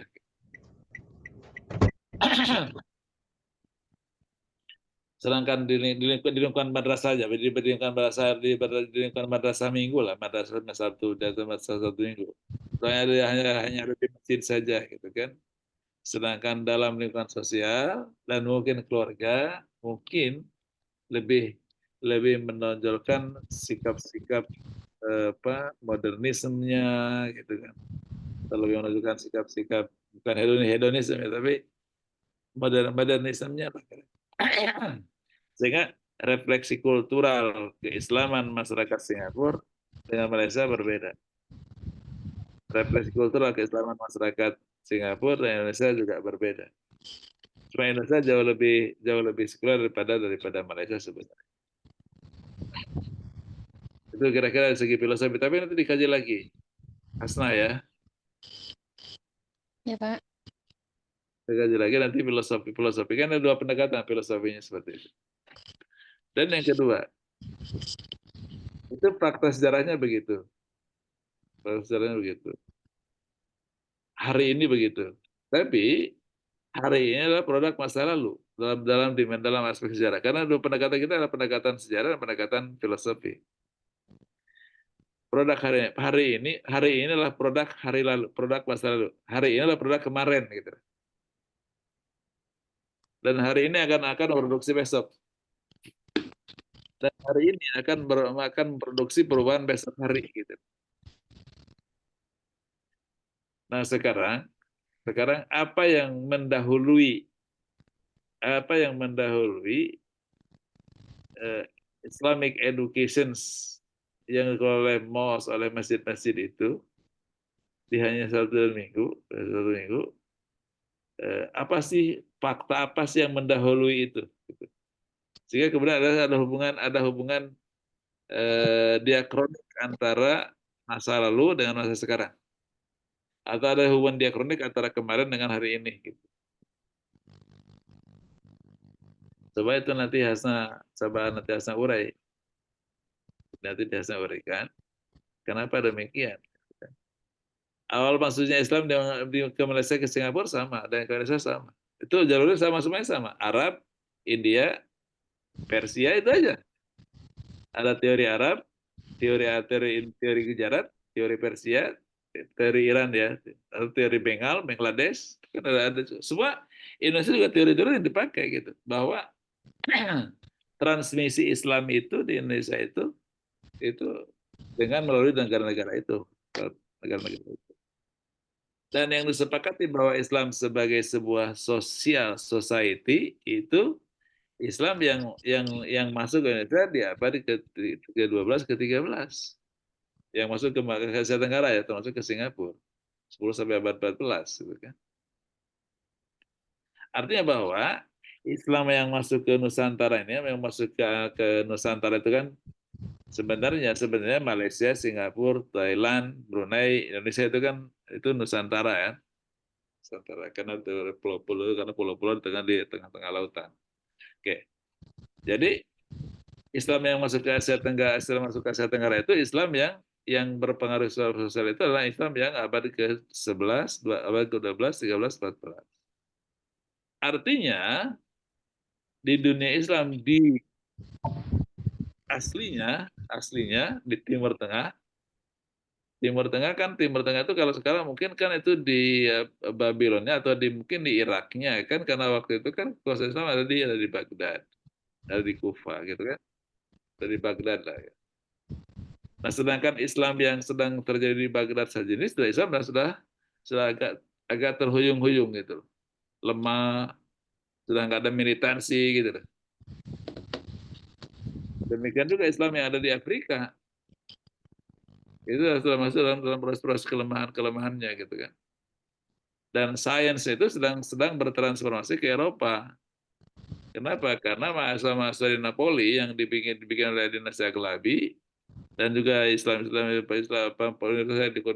Cordova yang dibangun oleh dinasti Bani Umayyah II itu kan yang belajar orang-orang dari Eropa, bukan orang-orang Islam di sini. Gitu.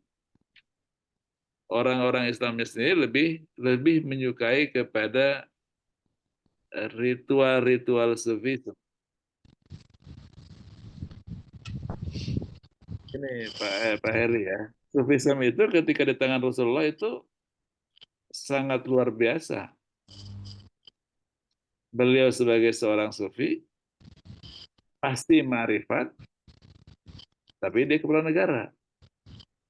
Rasulullah ya. Itu dia ma'rifat, tapi dia kepala negara. Zikirnya itu jangan bandingkan zikirnya dia dengan kita, kata hadis Nabi. Karena sampai dia bengkak-bengkak gitu kan. Kita dosen saja nggak sanggup berdiri malam itu lebih dari 2 jam kan. Kita dosen saja lah pekerjaan kita. Apalagi Rasul sebagai kepala negara mestinya kan. Waduh, besok akan kerjaan ini saya, akhirnya Tuhan dilupakan kan. Kan beliau tidak. Maka ada yang mengatakan lam yahtalim qadatuha murlapan abada. Nabi itu gak pernah tidur gitu kan. Qala minal lima yahjaun wa bil asharihum yastaghfirun. Jadi mungkin tidur jam 11, tapi jam 3 udah bangun lagi gitu kan. Tapi dia bisa melakukan itu dan sehat gitu loh. Kalau kita kan, ya Allah. Wah, jadi gini, ya sufisme ketika sufisme itu kan zaman-zaman itu, zaman abad 12, 13, 14, abad zaman sufisme, orang sangat menyukai ritualistik, tapi ritual kita ini betul-betul orang karena ingin sebenarnya ingin tidak tergoda oleh dunia supaya tidak lupa kepada Tuhan, dunia ditinggalkan, itu kan. Akhirnya kemudian peradaban pun ditinggalkan gitu loh. Itu yang terjadi gitu kan. Orang menyalahkan Al-Ghazali, nggak apa-apa, karena Al-Ghazali mengatakan tahafut al-falasifah, kan mengkritik epistemologi dari para filosof. Nggak apa-apa dikritik oleh dia, tapi kemudian jangan kemudian orang alergi dengan sains gitu. Al-Ghazali tidak alergi dengan sains, cuma dia mengkritik sains karena orang-orang sains waktu itu hebat-hebat, pinter-pinter, tapi diskusinya lewat waktu zuhur gitu kan.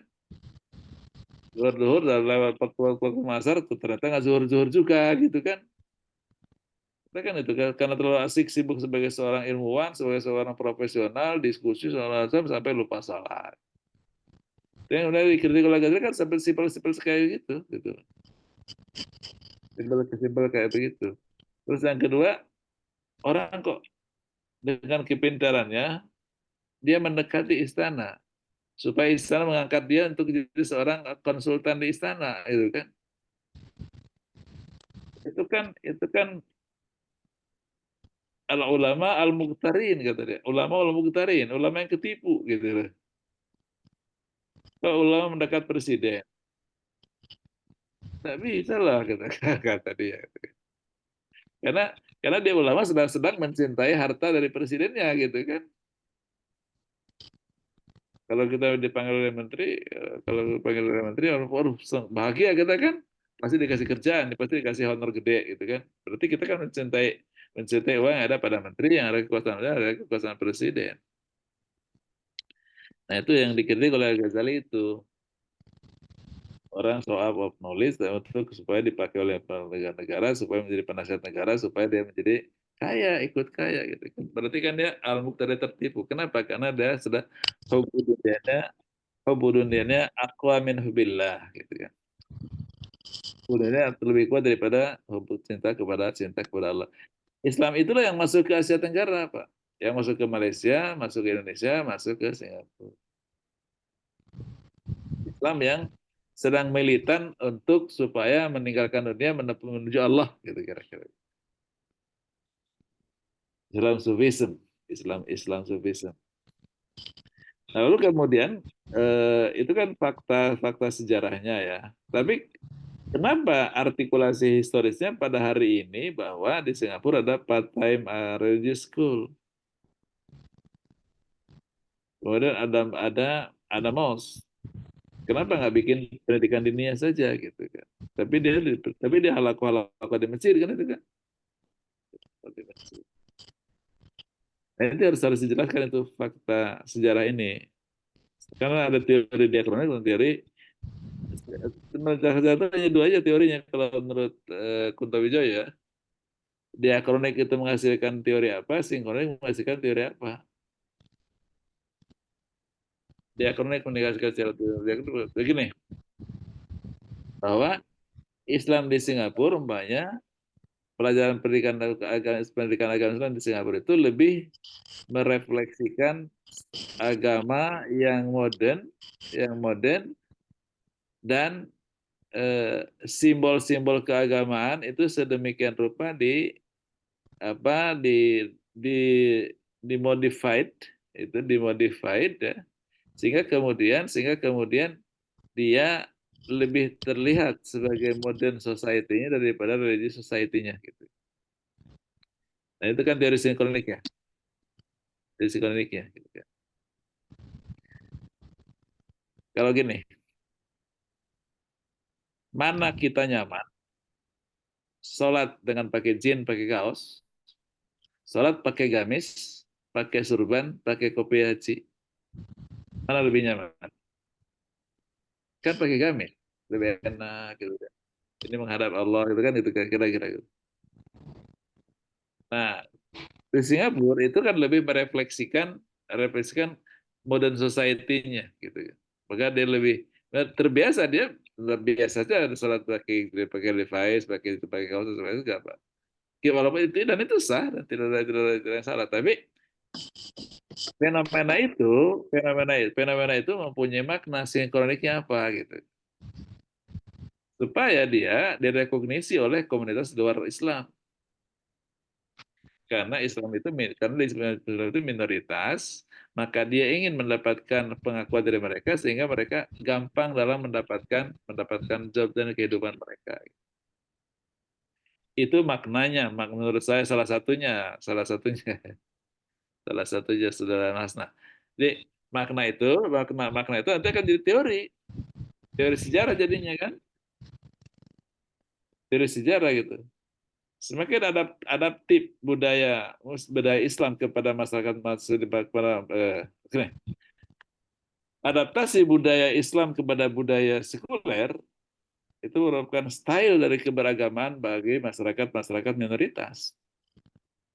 Itu teori itu.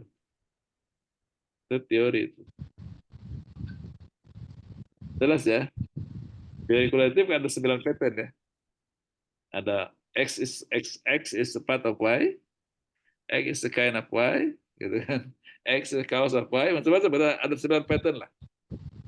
Jadi kalau contoh tadi bahwa adaptasi budaya masyarakat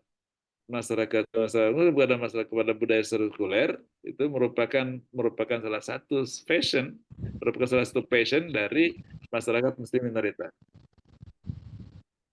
Maka semakin minoritas sebagai seorang komunitas muslim, dia makin adaptif kepada budaya majoritas. Dia ingin menyembunyikan identitasnya gitu. Karena kalau dia beridentitas, dia akan diasingkan dan dia tidak bisa mendapatkan itu kan. That's the theory. Itu teori. Coba dirumuskan teori hasil pengamatannya, baik dari philosophy of education-nya maupun kepada teori sejarahnya. Coba ya. Maka strategi pendidikan Islam di Singapura yang Muslim minority nggak mungkin bikin boarding school kayak pesantren. Pasti itu dicurigai oleh pemerintahan Singapura, pemerintahan Cina ya kan. Ya, makanya mereka lebih baik bikin itu. Bikin gedung madrasah diniyah saja, mereka di situ dia nggak berani. Bukan nggak punya uang.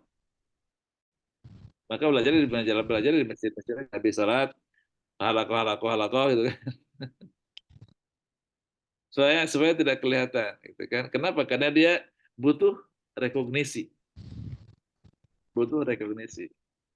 Tapi di Indonesia bikin pesantren di kota, di Jakarta ada pesantren. Another, gitu. Another, inilah saya gitu kan.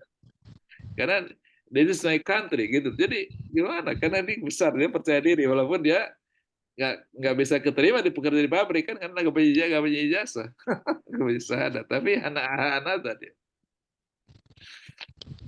Itu. Jadi psychologically the behavior of minority and majority itu different. Dan itu akan menjadi sebuah teori. Tapi bukan itu teori, itu ilustrasi Hasna ya, ilustrasi dari saya.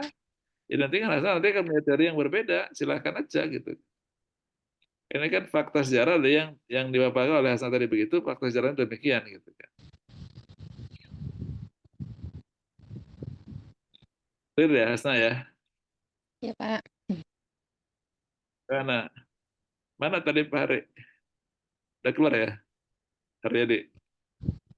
Oh, Pak Heri ya dapat. Belum, masih Pak. Heri. Masih Pak. Karena ada saya ada di Parlemen itu saya berapa dia?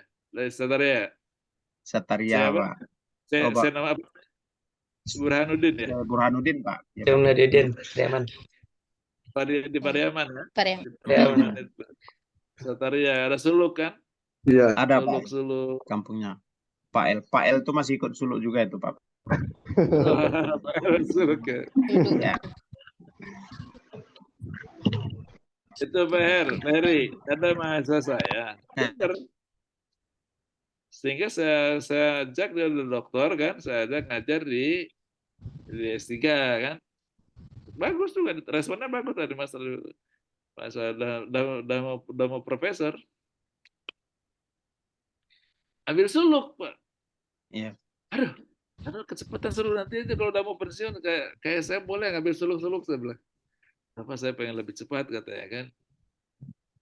Tak kuat Pak, meninggal Pak sekarang. Tak kuat kan Pak.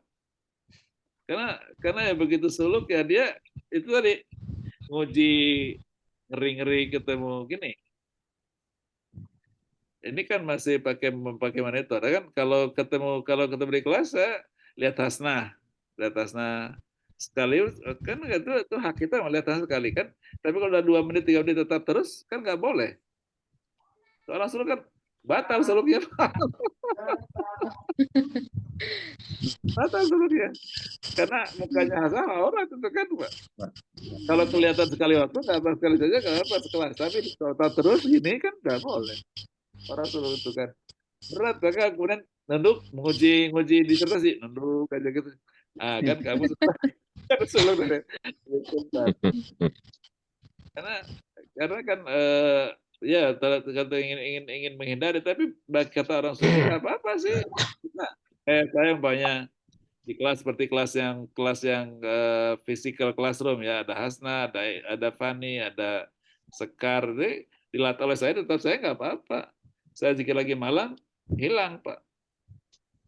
Zikir kan 100 kali kita beristighfar kan biasa tuh hitam kata sufi ya hitam nanti lama-lama hilang hitamnya, itu berarti Allah sedang mengampuni dosa kita. Kalau sufi itu gitu Pak. Jadi disimbolisasi diperlihatkan itu oleh Allah gitu. Nah, itu semuanya bisa apa? Asal kita zikir tiap malam. Tapi memang tidak bisa ma'rifat cepat-cepat kan gitu. Kayaknya Al-Ghazali sini berhenti ketika dia ma'rifat kan berhenti kan. Cuma Al-Ghazali sendiri terlalu mudah kan. Dia 37 ma'rifat sehingga balik lagi kerja lagi kan. Balik lagi kerja lagi. Gak kuat juga, maksudnya 52 dia meninggal. Banyak meninggal muda sufi itu karena dia tuh nggak kuat seperti Rasulullah gitu. Kalau Rasulullah kan nyaman-nyaman aja gitu. Nyaman-nyaman. Itu bisa mengendalikan lah. Kalau kita manusia mungkin tidak bisa mengendalikan dosa-dosa karena memang ingin betul-betul bersih. Tapi Islam yang masuk ke Indonesia itu Islam itu gitu loh. Bukan Islam zaman Umar bin Khattab. Bukan Islam zamannya Abbasiyah, bukan Islam zamannya Abbasiyah awal itu. Tapi Islam Abbasiyah akhir itu. Sekarang udah masuk kepada Sufisme. Setelah ada Nizamiyah. Karena madrasah Nizamiyah, Nizamul Mulk itu. Dari Salajika. Jelas ya? Ada clear nggak arah yang saya inginkan? Terpahami nggak oleh saudara-saudara ya? Iya Pak. Bisa Pak. Oke, Bisa Pak. selalu ada dua. Pendekatan sejarah, pendekatan filosofi. Kenapa munculnya hari ini seperti ini? Nah, itu ada faktor sejarah kemarin di kronik. Kemudian dari kronik dari hari yang hari ini juga berhubungan dengan suasana di luar kejadiannya, itu sinkronik. Teori itu aja, diakronik sinkronik aja. Kalau analisis sejarah saya tahu ya karena saya kan bukan sejarah tapi membaca banyak Kunto itu begitu. Ya, maka kalau analisis sinkronik, kenapa cara keislaman di Singapura itu lebih adaptif kepada budaya-budaya modern masyarakat Singapura, masyarakat sekuler, ya karena dia harus perlu mendapat rekognisi. Kalau dia nggak dapat rekognisi, dia nggak kebagian dalam kehidupan di Singapura yang memang hidupnya hidup serba jasa.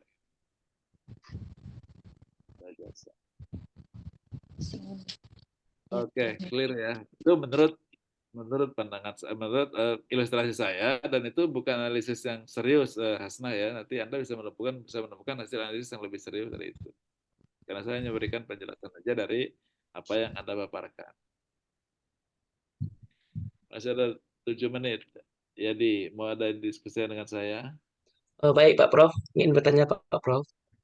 Boleh. Silakan langsung aja Pak Izzy. Oke, terima Silakan. kasih Pak Prof. Mengenai Singapura ini Pak Prof, Ya. kita akan tahu Islam masuk ke Nusantara ini dalam keadaan damai. Berbeda yang disampaikan Pak Prof tadi, ketika Umar bin Khattab ekspansinya bagaimana, di masa Umayyah bagaimana, di awal Abbasiyah juga begitu. Tetapi kan di Indonesia, termasuk di Nusantara ini, termasuk di Asia Tenggara, itu kan masuk Islam itu adalah dengan perdamaian. Nah, sedangkan dilihat tadi di Singapura, disampaikan oleh Asna tadi adalah tantangannya itu ada radikalisme. Radikal dalam pendidikan Islam tadi. Seharusnya kan education is a powerful weapon in countering radicalism. Pendidikan Islam itu semestinya dapat memainkan peran Islam dalam menangkal radikal Islam. Yaitu bagaimana institusi pendidikan mengajarkan doktrin Islam moderat kepada peserta didik secara ideologis. Menarik yang Bapak Prof sampaikan tadi, karena judul tesis saya dulu tentang radikal ini Pak Prof. Ya, Tentang radikal beragama. Judulnya itu pendekatan sufistik dalam pendidikan Islam sebagai strategi pencegahan radikalisasi agama di Indonesia. Diuji oleh Bapak Prof Saifullah, Ketua BNPT Sumatera Barat ketika itu. Nah, saya dapat memahami bahwa orang yang radikal beragama adalah orang yang memiliki tiga hal. Pertama, tekstualis, indikasinya. Yang kedua, rasionalis. Yang ketiga, irfanis. Tekstualis hanya memahami ayat secara tekstual. Rasionalis dia memahami sesuatu dengan akalnya saja, seperti kaum Mu'tazilah dahulu. Irfanis, ia tarekat tadi. Padahal, kata Hasnah tadi, bahwa Islam masuk ke Singapura itu dengan sufistik, dengan tasawuf. Nah, bagaimana cara di Singapura itu tidak menerima Islam? Sampai-sampai ini sampaikan Bapak Yadi tadi, bahwa orang yang punya nama ada identik Islam saja, seperti nama Nur Hasnah kan, kalau pergi ke Singapura ini deportasi ini selama 3 jam 4 jam gitu. Panjang prosesnya. Panjang prosesnya. Apalagi pakai jilbab besar. Lalu bagaimana menyikapi hal seperti ini Bapak Prof? Terima kasih. Terima kasih. Saya ingin mengatakan tadi bahwa Singapura itu kan negaranya kecil. Dia nggak punya apa-apa. Hidup hanya dari sektor jasa. Sektor jasa yang paling besar jasa pariwisata. Dan wisatanya wisata belanja. Itu paling besar di situ. Nah, bagaimana orang mau datang kalau di situ banyak peristiwa-peristiwa yang menakutkan gitu loh. Kenapa? Karena radikalisme itu kan ujungnya kan menjadi terorisme. Ujungnya ya. Radikalisme itu kan against the government. Melawan pemerintah on behalf of religion. Jadi melawan pemerintah atas nama agama. Lalu kemudian kan atas nama agama, maka kemudian dia harus berjihad untuk itu. Wajahidu bi amwalikum wa anfusikum gitu kan, melaksanakan agama kan itu. Dari tekstualis kan, maka dia harus berjihad. Nah, berjihad itu apa?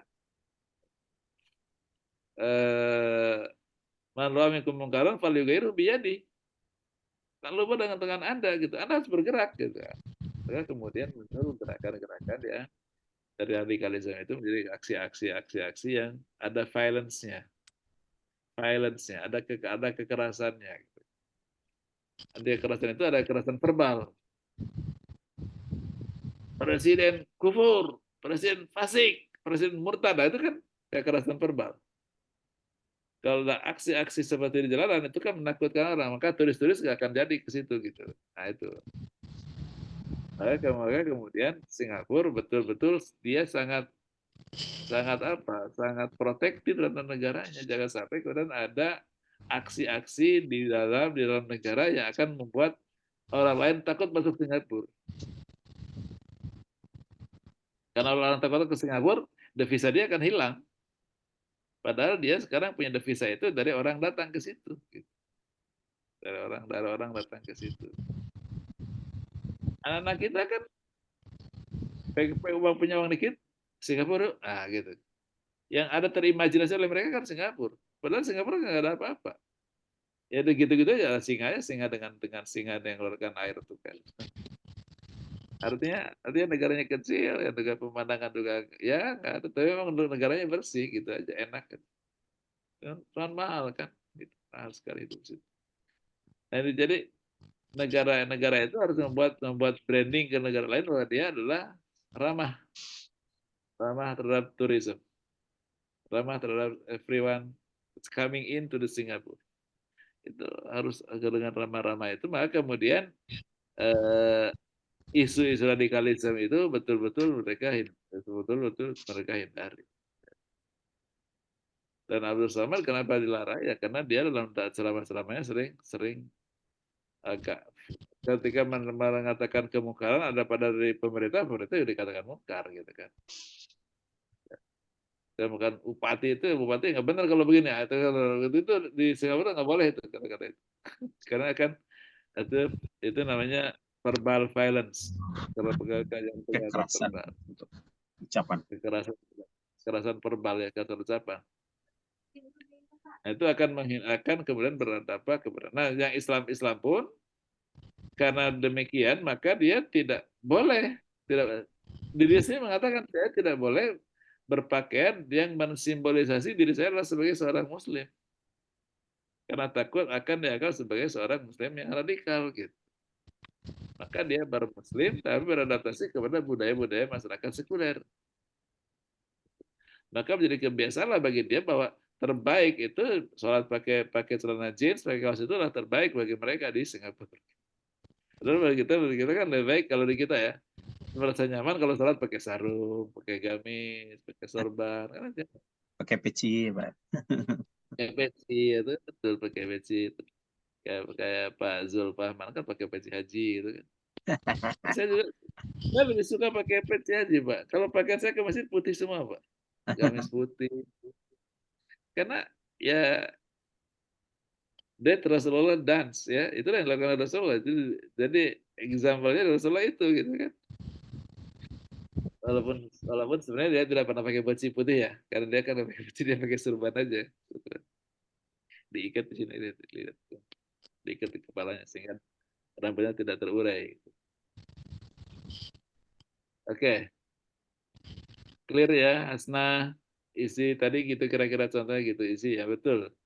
Jadi Islam yang saya datang ke Nusantara itu Islam yang datang ke Nusantara Islam yang damai.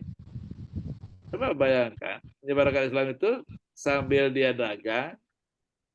Oh ini konsumen agak sepi nih, nggak ada orang yang datang nih waktu duha. Saya sholat dulu ya, sholat. Di situ kadang-kadang karena nggak ada masjid kan, si pedagang-pedagang Arab ya sholatnya di pelataran itu aja, di sholat duha gitu kan, sholat zuhur itu kan, enak gitu kok. Tanya itu apa? Sholat. Kenapa sholat? Ya karena saya Muslim, saya adalah Muslim. Terus gimana? Tanya semuanya rasanya nyaman-nyaman, orang pengen gitu. Akhirnya kemudian jadi Islam, jadi Muslim. Jadi penyebar Islam dengan cara damai. Bisa dibayangkan kalau ke Islam ke Singapura ke Spanyol itu kayak Jabal Tarik kan, Tarik bin Ziyad ya. Jabal di Gibraltar itu Jabal Tarik itu. Sampai dibakar perahunya. Pilihannya hanya satu. Pilih salah satu, menang atau mati. Kan itu sangat heroik betul kan? Kita nggak ada pilihan pulang, hanya pilihan menang atau mati. Kata Tarik bin Ziyad. Setelah sampai di Gibraltar itu, dari penyeberang dari Maroko kan, Di perang ke sana ke Spanyol. Pilihannya satu, kena atau mati. Itu kan heroik betul. Berhasil dia menaklukkan Spanyol Selatan. Tapi kan pada zaman pada Elizabeth itu hilang semuanya kan, di apa, di genocide ya, oleh orang-orang Katolik dari utara, sehingga kemudian di selatan itu. Ini ada ceritanya Pak Heri. Waktu saya masih mahasiswa ke S1 ya, saya baca Panji Masyarakat. Wartawan Panji Masyarakat itu ke Spanyol sampai ke reruntuhan Cordova. Dia sholat di situ. Padahal bersahabat sholat di Cordova itu. Karena ini kejadian Islam dulu di sini kan, sholat. Ada seorang anak SMA di jalanan sedang baru pulang dari sekolah, katanya memang jalan kaki dia, kata saya, anak sekolahnya itu. Berdiri ngeliatin gitu kan. Selesai dia sholat, ditegur, disapa oleh anak SMA. Ayu Musalman, kata. Ayu Muhammadinism. Yes, ayu Muhammadinism. Oh, masih ada. Kalau itu balik ke rumah ada kakek saya juga melakukan hal yang sama gitu kan. Saya ditanya, I am Muhammad, yes, saya Indonesia, saya adalah pengikut Muhammad. Ya Allah, katanya. Saya pikir tinggal saya sendirian di dunia itu pengikut Muhammad. Dia pikir tinggal sendirian di dunia itu pengikut Muhammad, kakeknya itu di Spanyol ya. Karena di sini semua itu genocide, semua orang dibunuh. Itu. Jadi pasti ya dengan cara keras, Heri juga keras juga kan. Tapi di Islam di Asia Tenggara itu kan masih lunak, masih sekarang juga masih lunak kan. Masih lunak segala macam lah. Muslim kita kan ya begini. Tapi mungkin menurut saya isi ya agak kurang heroik juga. Saya ditipu-tipu juga masih mau aja kan. Suaranya dialih-alih kan juga mau aja gitu. Dalam pemilu-pemilunya ya. Tiba-tiba juga Cina diam-diam aja kan. Ya sama ikut aja lah, yang penting saya dapat bagian lah gitu kan. Nah, itu gaya kita yang sebisa. Sama ikut aja lah, yang penting dapat bagian. Yang penting saya dapat menteri satu lah, terserah. Oke, sekarang kita Hasna ya. Iya, Prof. Jadi nanti saat di perbaikannya sampai ketemu 2 teori, philosophy of education-nya apa, kemudian teori sejarahnya apa, gitu. Teori sejarah, apakah betul bahwa semakin minoritas dia semakin adaptif dengan budaya majority, gitu kan. Kalau teori Singapura kelihatannya itu, belajar Singapura.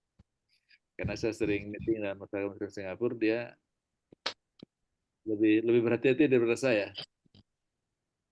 Jadi kalau saya sudah terang-terangan, kalau saya tahu, Sir, I have to pray zuhur. Keras-keras, dengan keras-keras ngomongnya katanya. Karena seorang lain katanya. Ya, kalau kita kan biasa di sini begitu. Saya kira itu ya, Pak Heri. Ya, terima kasih, Prof. Terima kasih, Prof. Ya. Minggu depan bagian apa ini? Izin Pak Prof, minggu depan kayak tanggal merah apa Prof? 29. Merah ya? Oh, Bang. Ya, Isa Al-Masih. Almasih ya? Iya, Pak Prof. Oh, iya. Oh, hari Jumat ya? Oh iya, Jumat. merah ya? Iya, Jumat Pak Prof. Liburan Pak Yadi. Beli baju rayo. Nanti ketemunya minggu depannya lagi udah mau Idul Fitri ya? Idul Fitri, berarti habis lebaran lagi Pak Prof. Lebaran lagi ketemunya. Lebaran lagi lah. Minggu depannya masih tanggal 5 kayaknya April. Tapi nggak tahu kalau dibuka. Monggo aja sih. Tergantung Pak Fazal ya. Nanti dikabarin saya. Nanti dikabarin ya saya, karena tadi karena Hasna ngasih link juga saya kan. Saya pikir ini Hasna mahasiswa saya. Kalau mahasiswa saya di UIN Jakarta kan. Tentu tunda-tunda besok atau nanti sore. Ternyata Hasna sini.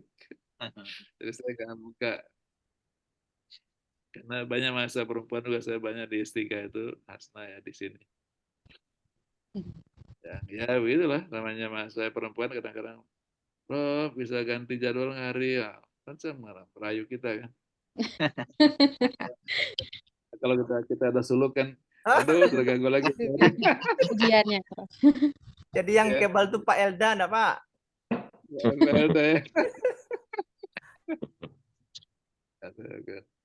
Baik, saya kira itu. Terima kasih ya. Iya Pak, Baik. terima kasih banyak Pak. Terima kasih banyak Terima kasih Prof. banyak, Pak. Terima kasih banyak, Pak Prof. Jadi tadi telah moderatori dan tugasnya telah presentasi yang telah menstimulasi kita. Insya Allah nanti tanggal 5 lagi kalau mungkin ada, kalau mudah-mudahan sih bisa cepat selesai ya. Baik. Baik. Baik, terima kasih dan beri kita ini sama-sama baca hamdalah. Alhamdulillah. Alhamdulillahirabbil Ya, alamin. Assalamualaikum warahmatullahi wabarakatuh. Waalaikumsalam. Waalaikumsalam warahmatullahi Terima kasih Pak Prof. Sama-sama ya, mari. Terima kasih banyak Salib ya. Prof. Sampai jumpa Salib lagi ya. tanggal 5.